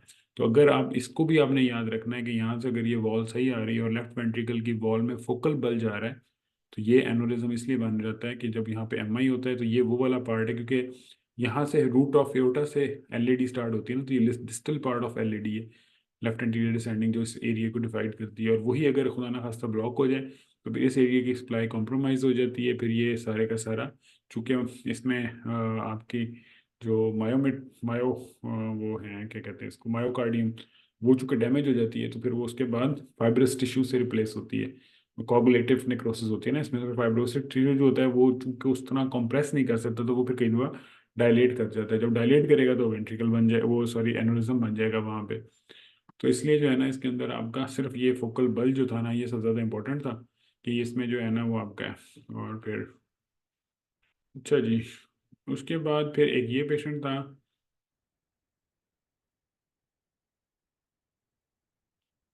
उसके बाद उसकी ट्रीटमेंट दिखाई है उसमें ना थर्ड एंड फोर्थ इमेज में। अच्छा जी, उसके बाद एक ये पेशेंट था, इसमें आपका जो था यहाँ पे वो पूरी की पूरी लेफ्ट में वेल डिफाइंड मार्जिन के साथ ओपेसिटी पड़ी थी और एयर ब्रोंकोग्राम था। उसके अलावा जो था यहाँ पे थोड़े से इनको ना हाँ ये लिम्फ नोड से नज़र आ रहे थे, ठीक है, तो ये बेसिकली इसमें जो आपके पास इसमें फाइंडिंग थी जो कि जिस स्मोकर था पेशेंट, इसमें वही वाली कहानी सारी आपने सुनानी थी कि जिस तरह ये फिशर से कन्फाइन भी हुआ हुआ है, तो आपने ये बताना था कि जी जो है ना there is an area of air bronchogram with consolidation left upper lobe, however given the age of the patient I would like to get a repeat x-ray after empiric trial of treatment to make sure that this is not a tumor, should it resolve with in 3 weeks, ठीक है, और इसलिए जो है ना आपने इसको वापस बुलाना है, और ये वही आपको रिवाइज कराने के लिए केस है, इसमें खास चीज़ नहीं थी। और इसको अगर आपने ब्रोंको निमोनिया दिया है तो फेल एंड गुड, ठीक है, अभी आप कुछ भी नहीं कह सकते कि ये ट्यूमर है या वो है, लेकिन अगर आपने फॉलोअप नहीं लिखा तो ऐसा पेशेंट के अंदर आपका बहुत सारा चांस है कि आप वो पास नहीं कर सकेंगे केस। उसकी रीज़न कि भाई आपने इसको फॉलोअप ही क्यों नहीं बुलाया, ठीक है। तो जिन जिन लोगों ने तो फॉलोअप लिखा हुआ है, और उनमें काफ़ी सारों ने 3 4 ने लिखा हुआ है, तो उन सारों ने वेरी गुड, बहुत अच्छा कि उन्होंने कर लिया। अगर आप सीटी भी लिखेंगे तो सीटी में भी एडिशनल फाइंडिंग शायद आपको कुछ ना मिले इसमें खास, अनलेस के कोई कोलैप्स या ब्रोंकस के अंदर कोई ट्यूमर ना हो। लेकिन आइडियल ये है कि पेशेंट अगर कोई हिस्ट्री स्मोकिंग की है या वो ओल्ड एज पेशेंट है तो प्रेफरेबली सेफ साइड पे, क्योंकि consolidation is not a thing कि आपको वो शो करेंगे एम सीटी वो सॉरी आपके एग्जाम के अंदर, वो एग्जाम फिल्म नहीं है, लेकिन इसलिए फिर भी आपको ये चाहिए कि आप इसको ज़रूर कॉल बैक करें पेशेंट को।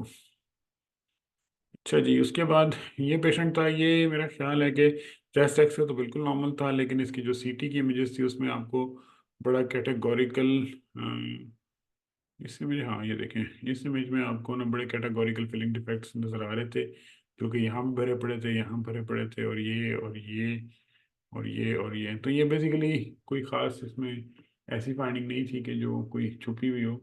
और ये बेसिकली पल्मोनरी एम्बोलिज्म का केस था। पल्मोनरी एम्बोलिज्म के लिए सिर्फ एक बात याद करें कि इसमें ना अपने राइट हार्ट स्ट्रेन के जो साइंस हैं वो आप लोगों ने पढ़ लेने हैं सीटी पे, कि कौन कौन सी चीज़ें ऐसी हैं कि जो कि आपको राइट हार्ट स्ट्रेन की इंडिकेशन करते हैं। क्योंकि इसमें incidental finding of pulmonary embolism जैसे जैसे सीटी एनजीओ बढ़ती जा रही है वो काफ़ी आती जा रही है। मतलब कई ऐसे पेशेंट में पल्मोनरी एम्बोलिज्म आपको नजर आते हैं जिनकी कोई कंप्लेंट नहीं होती किसी भी किस्म की, कोई शॉर्टनेस ऑफ ब्रेथ वगैरह की, तो वो कहीं इसके पास क्रॉनिक पड़े होते हैं। तो इसलिए जब आप को वो पल्मोनरी एम्बोलिज्म का केस दिखाएंगे तो वो आपसे एक्सपेक्ट करेंगे कि आपको राइट हार्ट स्ट्रेन के साइंस बताओ। और वो आप लोगों ने पढ़ लेने हैं आके, उसमें डिवीजन ऑफ वेंट्रिकल सेप्टम है, उसकी डायलिटेशन है वेंट्रिस की लेफ्ट पल्मोनरी आर्टरी की। लेकिन इसका पूरा क्राइटेरिया है वो आप लोग किसी भी बुक से जो है ना इसको आप रीड कर लेंगे, ताकि उसमें जो है ना आपने ये करना है। अच्छा जी, उसके बाद उससे अगला पेशेंट जो था वो आपका फिर एक बहुत अच्छा था। उसमें आपने इनमें अब ये वही पेशेंट दोबारा आया है जिसमें आपका जो राइट साइड है उसमें आपको एक लाइन नजर आ रही है जो यहाँ से जा रही है, यहाँ से जा रही है, और ये यहाँ से बाहर थोकती हुई इधर से आ गई। और दूसरा लेफ्ट साइड पे सारी की सारी जो है ओपेसिटीज परमानेंट इन्फिल्ट्रेट्स पड़े हुए हैं। तो इसमें बेसिकली कोई खास चीज़ नहीं थी सिवाय इसके कि ये राइट साइड पे सारा डीमा या परमानेंट इन्फिल्ट्रेट्स थे, राइट लोअर में भी थे। और ये पूरी का पूरा एक आपको राइट साइड से न्यूमोटेंशन या न्यूमोथोरिक्स का एक पेशेंट था जो कि यहाँ से राइट साइड न्यूमोथोरिक्स था। ये पोस्ट ट्रॉमेटिक नहीं था क्योंकि इसकी ट्रॉमा की शायद हिस्ट्री नहीं थी, लेकिन ये सिर्फ आईसीयू में था। तो ये बेसिकली आईसीयू के अंदर जो इंड्यूस्ड होते हैं ना न्यूमोथोरेसिस, ये उसका पेशेंट था। तो इसलिए इसमें न्यूमोथोरिक्स का डिटेक्ट होना, क्योंकि ऐसे पेशेंट्स के अंदर जो जितने इतनी सारी वायरिंग लगी होती है तो उसके अंदर सबसे पहले बंदा जो है वो न्यूमोथोरिक्स को मिक्स करता है। तो ये इसीलिए दिखाया गया था कि आप लोगों में से अब देखना ही है कि किस किसने न्यूमोथोरिक्स जो है वो डिटेक्ट किया है। तो माशाल्लाह 1 2 3 4 और 5 ऑलमोस्ट सारों ने, जिन जिन लोगों ने क्वेश्चन अटेम्प्ट किया, बाकी काफ़ी सारों ने तो अटेम्प्ट ही नहीं किया क्वेश्चन, लेकिन जिन जिन ने किया है उनमें माशाल्लाह तकरीबन सारों ने ही इसको ठीक पिक किया है। तो ये अच्छी बात है कि अब आप लोग कम से कम न्यूरोथोरिक्स पिक करने में जो है थोड़े से वेल वर्स्ड हो गए हैं। अच्छा जी, उसके बाद जो है ना फिर हाँ ये वो एक था जो हाँ, मतलब काफ़ी टाइम से मैं देख रहा था कि इस तरह का भी पेशेंट आए। इसमें क्या था कि ये superior mediastinal वाइडनिंग थी और थोड़ी सी एपिकल कैपिंग थी, और वो पेशेंट भी जो है वो किस पे था, स्ट्रेचर्स पे था। कैसे पता है कि ये जो लाइन इस तरह की लंबी लंबी जा रही होती है हमेशा स्ट्रेचर की लाइन होती है। जो स्ट्रेचर की लाइन होती है ये बड़ी सिग्निफिकेंट होती है। इसका मतलब ये है कि ये पेशेंट इस काबिल भी नहीं है कि इसको जो है वो स्ट्रेचर से हटाया जाए। ठीक है, क्योंकि नॉर्मली क्या होता है, क्या अब ऐसे पेशेंट को स्ट्रेचर के से हटा के टेबल पे लिटा के नॉर्मली स्कैन होते हैं ना एक्सरे के। तो इसमें क्या करते हैं, इसमें इतना नहीं होता पेशेंट को कि आप उठा के बिठा के उसके नीचे भी कैसेट डाल सके। तो आप फिर स्ट्रेचर के नीचे कैसेट रखते हैं। जब आप स्ट्रेचर के नीचे कैसेट रखते हैं तो फिर क्या होता है कि आपको ये जो दो लाइंस जा रही हैं इधर और दो लाइंस जा रही हैं इधर, इस तरह की आपको लाइंस नजर आती हैं पूरी की पूरी फील्ड में जाती हुई। और ये इंडिकेट करती हैं कि ये पेशेंट बहुत सीरियस है, कि इसको आप मनूवर नहीं कर सक रहे बिल्कुल भी। तो इसका मतलब ये था कि ये ट्रॉमा बोर्ड के ऊपर थी, और जो है ये ट्रॉमा बोर्ड या जो वो स्ट्रेचर होता है जो इधर और उसके अंदर है। और दूसरा इसमें हाँ ये जो ये सारे का सारा ब्लड है या जो और लेफ्ट साइड इसका जो आर्च ऑफ एओर्टा है वो भी काफ़ी गड़बड़ हुई पड़ी है। तो इसमें जो फाइंडिंग्स थी बेसिकली वो आपको ये देखेंगे, ट्रेकिया यहाँ से शिफ्टेड था इधर को राइट साइड को, क्योंकि ये जो जो भी ये एओर्टिक अगर डायसेक्शन हुई है उसके साथ जो ब्लीड होता है वो भी एओर्टा को राइट साइड को शिफ्ट करता है। और ये जो इसके साथ ये एनजी ट्यूब जा रही है ये भी इधर से राइट को डेविएट हुई पड़ी है। तो इसका मतलब है कि अगर एनजी ट्यूब किस में होती है, इसोफेगस में, तो इसोफेगस भी इसकी यहाँ पे आई पड़ी है। तो ट्रेकिया इधर को शिफ्टेड है, ये मिड लाइन से इधर तक आया पड़ा है, और इसोफेगस भी इसकी इधर आई पड़ी है। उसके बाद फिर ये इसका जो है वो यहाँ से अगर आप देखें ना तो ये लेफ्ट मेन स्टेम ब्रोंकस ये जा रहा है नीचे को। तो इसका मतलब क्या है कि इसने लेफ्ट मेन स्टेम ब्रोंकस को भी नीचे कंप्रेस किया पड़ा है।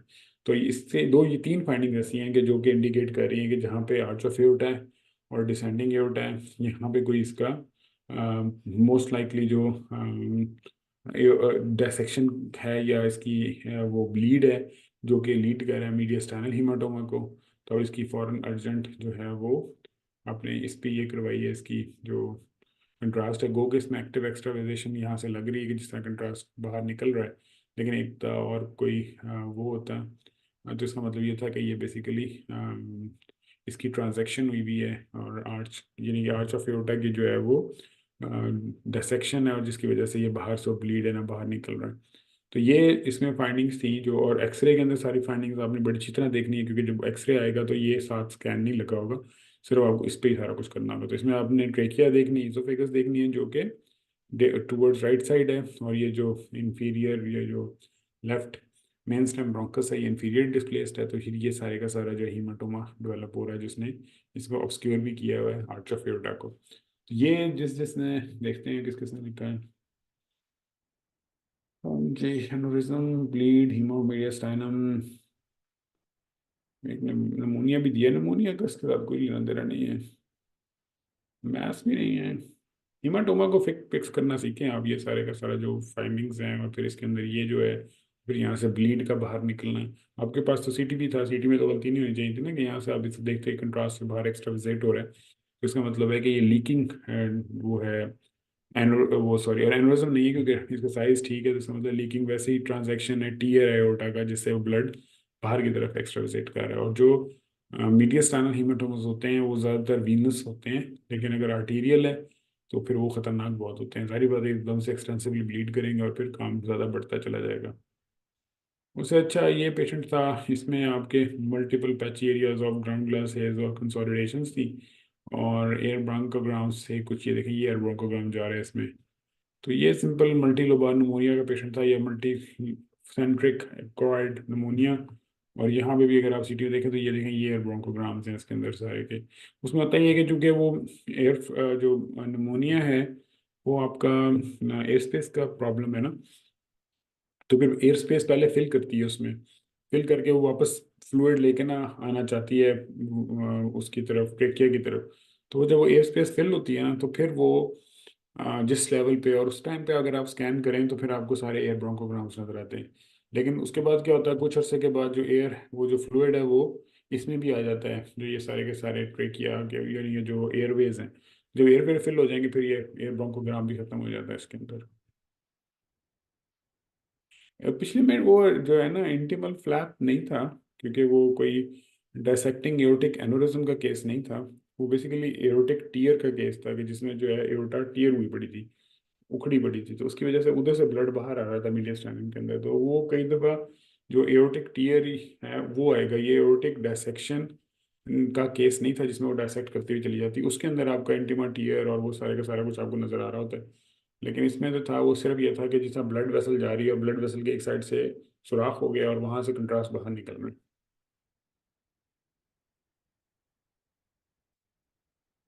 अच्छा जी, हाँ, ये दो केसेस जो थे ये अच्छे थे। इसमें ये था कि इसमें आप लोगों ने क्या लिखना था, इसमें आपने सिर्फ राइट अपर लोब कोलैप्स था।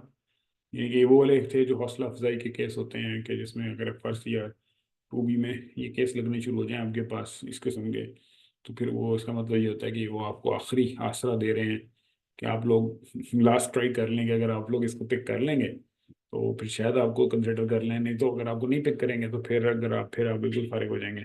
तो इसमें आपका simple right upper lobe collapse था, कोई खास इसमें टेक्नोलॉजी नहीं थी। और पेन कॉस्ट में कोई चक्कर नहीं, क्योंकि सॉरी, पेनकॉस्ट ट्यूमर इसलिए नहीं था कि ना डिस्ट्रक्शन थी ना कुछ और था, और ये पूरी का पूरा यहाँ से हाइलम तक आ रहा था, और हाइलम भी एलिवेटेड था थोड़ा सा। तो इसलिए ये जो था ये simple right upper lobe collapse का पेशेंट था, इसमें कुछ भी अंदर नहीं था। ठीक है। और ये चूंकि आईसीयू का पेशेंट था, आपको यहाँ से एनजी वेनजी और सारी चीज़ें नजर आनी थी। तो इसमें अगर आपका यहाँ पे हो तो दो ही कॉजेज होते हैं, कि या तो ये होता है कि जो इसका आपका ये है, क्या कहते हैं उसको, एंडो एंडो वो कहते हैं एंडोट्रेकियल ट्यूब, वो नीचे चली गई और उसने राइट अपर लोब के ब्रोंकस को ऑब्सक्योर कर दिया है। या दूसरा ये होता है कि चूंकि अगर इसकी फिजियोथेरेपी नहीं हो रही तो फिर म्यूकस इन्फेक्शन हो जाती है, जो फिर secondary right upper lobe collapse कर देती है। ठीक है। जो फॉरेन बॉडीज होती हैं वो लोअर साइड पे ज्यादा जाती हैं, पहली चीज। और दूसरा यही इसमें सिंपल जिसने लिखना था राइट अपर लोब कोलैप्स, और फिर चूंकि सेकेंडरी कॉजेज के अंदर आपने सारी लिख देनी थी। गोल्डन एस साइन ही तो नहीं है इसमें, यही तो इसमें था, आपने जिसमें गोल्डन एस साइन लिखना था वो पकड़ा देना था, क्योंकि अगला केस आ रहा है अभी गोल्डन एस साइन वाला इसमें। बस यही चल रहा है, ठीक है। उसके बाद 49 में अब यही पेशेंट था, सिर्फ ये क्या था कि अगर आप उसके साथ इसको कंपेयर करें, ये देखें यहाँ पे ये बाहर निकल के फिर अंदर जा रहा है, ये इस तरह आ रहा है, ठीक है। और जबकि इसमें क्या था, इसमें इस तरह आ रहा था। अब ये दोनों में आपने फ़र्क करना है, ये दोनों इसीलिए केस साथ साथ लगे हुए हैं कि ये केस अगर इस तरह का है जिसमें आपका ये जो पूरे का पूरा जो कॉनकेव कनकेविटी है वो पूरा हाइलम तक स्ट्रेट जा रही है, तो फिर तो इसमें लेस लाइकली पॉसिबिलिटी है कि यहाँ पे कोई ट्यूमर पड़ा हुआ है। लेकिन अगर इस तरह का पेशेंट आया जिसमें ये पहले कनकेविटी जा रही है फिर ये यूं घूम के वापस आ रही है, तो इसका मतलब है कि यहाँ पे कोई पैथोलॉजी पड़ी हुई है जिसने इसको बाहर को इंटेंड किया हुआ है, जिसको फिर अब आप आगे गोल्डन एस साइन या जो भी आप एस साइन कहते हैं वो यहाँ बन जाएगा, क्योंकि इसमें तो यहाँ पे तो एस कोई नहीं बन रहा, यहाँ पे तो इन्वर्टेड सी साइन बना लिया आप। लेकिन यहाँ पे आपको ये जो है वो गोल्डन एस टाइप साइन बन रहा है कि इस तरह आगे इस तरह आ रहा है। तो इन दोनों को आपने साथ साथ रख के कंपेयर करना है कि जी आपके पास कौन सा एक्सरे आता है। अगर तो आपके पास ये वाला एक्सरे आता है कि जिसमें ये बाहर को लोबुलेट करके फिर अंदर को कर्व कर रहा है, तो इसका मतलब ये है कि ये आपका जो है यहाँ पे ट्यूमर पड़ा है, तो ब्रोंकोजेनिक कार्सिनोमा है, जिसने यहाँ पे ऑक्लूड करके राइट अपर लोब को कोलैप्स किया हुआ है। लेकिन जब इसके अंदर आएंगे तो इसमें ये बिल्कुल इन्वर्ट जा रहा है और इन्वर्टेड है, यहाँ पे कोई चीज़ बाहर बल्ज नहीं कर रही, जिसका मतलब है कि यहाँ पे कोई ट्यूमर इस जगह पे नहीं है। तो इसलिए जो है ये आपके पास ये दोनों चीज़ें जो है बड़ी सिग्निफिकेंट है। अच्छा जी, उसके बाद ये जो है ना, इसलिए ये वाला ट्यूमर का केस था जिसमें आपका वो राइट अपर लोब कोलैप्स था विद ब्रोंकोजेनिक कार्सिनोमा था। उसके बाद जो है फिर आखिरी 50वां केस था, उसमें ये था कि अगर आप लोगों ने इसमें देखा होगा तो इसको एम्फाइसीमा था, और इसमें हर जगह भी एम्फाइसीमा था ऑलमोस्ट एक्सटेंसिव। ये देखिए यहाँ से स्टार्ट हो रहा है, यहाँ से जा रहा है, फिर यहाँ से जा रहा है, फिर यहाँ से जा रहा है, इसके राउंड आया हुआ है। तो न्यू मीडिया स्टाइनम और ऊपर सारा एक्सटेंड कर रहा था, और इसकी उन्होंने मतलब मोस्ट लाइकली ये देखें इसमें फिर हिस्ट्री जो थी वो फिर अब यहाँ भी मिल रही है आपको, 15 year old status post dirt bike injury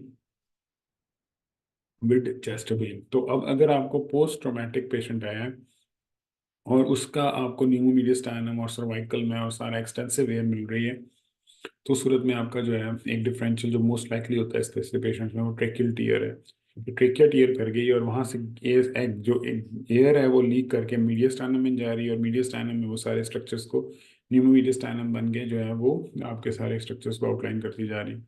और यही वहाँ की दूसरी में, और इस तरह के आपको पेशेंट्स पोस्ट ट्रॉमेटिक काफ़ी सारे मिलते हैं कि जिसमें आपको नज़र आ रहा होता है कि मोस्ट लाइकली शायद टीयर यहाँ पड़ा हुआ है। एक सेकंड, हाँ ये देखें, ये टीयर पड़ा हुआ है यहाँ पे। तो इसलिए ये जो यहाँ से पीछे, क्योंकि एक वॉल बिल्कुल कॉन्टिन्यूसली में होनी चाहिए, तो यहाँ से टीयर हो रहा है, उसके बाद फिर ये पूरे का पूरा सारे मिन हर वैसा स्ट्रक्चर को आउटलाइन करता जा रहा है, और प्लस सर्जिकल एम्फोसीमा के साथ वो ऊपर से जाके कम्युनिकेट करके तो उसने सर्जिकल एम्फोसीमा भी किया हुआ है। तो इसलिए आपको इसमें ये जो पॉसिबिलिटी ऑफ ट्रेकियल टीयर थी वो बनती थी। अब इसमें देखते हैं कि आप लोगों में से कितनों ने इसको ट्रेकियल टीयर को सही डायग्नोज किया है। इन्होंने इसोफेजियल रप्चर लिखा है, इसोफेगस तो नहीं है, तो ट्रेकिया रप्चर हुई है। न्यूज स्ट्रक्चर, हाँ ट्रेकियल रप्चर, डॉक्टर मुदस्सन ने लिखा है, वेरी गुड। नुमरा भी ठीक है। और फिर और बाकी सामने एम्फेसिमा एम्फेसिमा पे जोर ज़्यादा दिया है। तो इसलिए जो है ना इसमें देखिए, अब सिंपल सी चीज़ थी कि अगर आप उसका सीटी अच्छी तरह देख लेते हैं तो आपको उसी से आइडिया हो जाता था कि ये जो न्यूमोमीडियस स्टाइनम है और उसका कॉज क्या है। और ये भी याद रखें कि अगर आपको न्यूमोमीडियस स्टाइनम का केस लगाया गया है इस तरह का, तो उसमें सिर्फ न्यूमोमीडियस स्टाइनम वो नहीं आपसे पूछना चाह रहे, वो उनको पता है कि आप पहले ऑब्जर्वेशन में ही दे देंगे। लेकिन जो सेकंड चीज़ है वो उसके वर्कआउट है कि क्यों है न्यूमोमीडियस स्टाइनम। तो अगर यंग एज फीमेल होती है उसमें तो कई दफा वो स्पॉन्टेनियस ही होता है, उसमें कोई भी कॉज नहीं होती, और वो सेल्फ लिमिटिंग होता है, खुद ही ठीक हो जाता है। लेकिन जो इस तरह के पोस्ट ट्रॉमेटिक पेशेंट्स अगर वो आए, तो फिर आपने ज़रूर कहना है कि मैंने इसका HRCT करना है हाई रेजोल्यूशन, और उसमें मैंने इसके ट्रेकिया को आउटलाइन करके देखना है कहीं पे कोई ट्रेकियल रप्चर या ट्रेकियल टीयर तो नहीं है। तो फिर वो आपको आगे सीटी होगा उनके पास, तो वो आपको दिखा देंगे कि जी देखें ये सीटी है इसका। तो फिर अब आप आगे चलें, तो फिर अब आगे चलना शुरू करेंगे, और आप फिर उसको उस तरह जिस तरह भी है उसको रूल इन रूल आउट करके चीज़ों को कंसोलिडेट करते जाएंगे। तो इसलिए यहाँ तक आपके आज के जो 50 केसेस हैं वो ख़त्म हो गए हैं, और अभी इस केसेस को काइंडली रिवाइज ज़रूर करें, और पहले जो 25 केसेस थे वो भी रिवाइज ज़रूर करें, क्योंकि टेस्ट जो है ना वो आप लोगों का थोड़ा सा वीक है, और उसमें थोड़ी सी भी आपको मज़ीद परफेक्शन चाहिए। तो अभी खैर जो आगे अब हम चलते हैं उसमें ये होगा कि कल परसों फिर आपका क्लास होनी है। अभी मैं आप लोगों का जो है ना वो मिक्स सा बनाऊंगा। टॉक्स में बनाया नहीं है, अभी बैठ के बनाने लगा हूँ। तो उस टॉक्स में ये होगा कि आपका न्यूक्लियर वेस्कुलर और जो दूसरे हैं ना पीडियाट्रिक्स, जो छोटी छोटी चीज़ें हैं उनको मैं इसमें ऐड ऑन करूँगा। और वो आपका मोस्ट लाइकली दो ही मैं बना दूंगा, दो टॉक्स। ठीक है, उसमें से एक टॉक्स हमने मंडे को डिस्कस करना है और एक हमने फिर, हाँ ब्रेस्ट पे डाल देता हूँ। और नंबर 2 में जो है हमने, उसमें हमने इसको डिस्कस करना है। और ट्यूसडे को फिर हमने जो टॉक्स 2 होगा ना वो डिस्कस होगा, यानी कि 17 नंबर टॉक्स और 18 नंबर टॉक्स, ये आपने ज़रूर देखने हैं।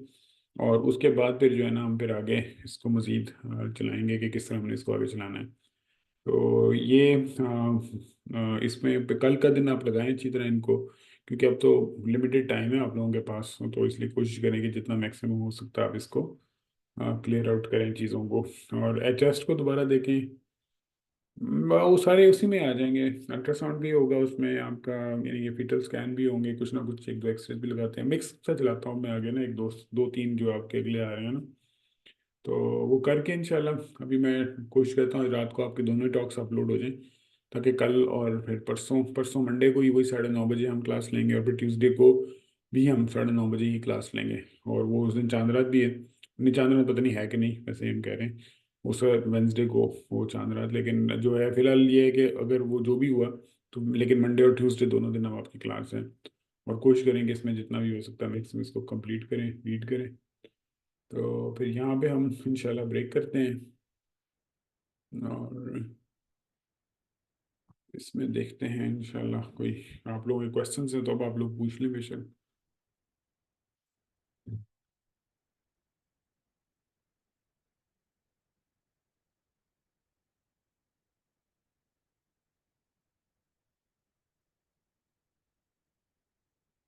जी कोई क्वेश्चन, कोई भी क्वेश्चन है आप कर सकते हैं, कोई प्रॉब्लम नहीं है।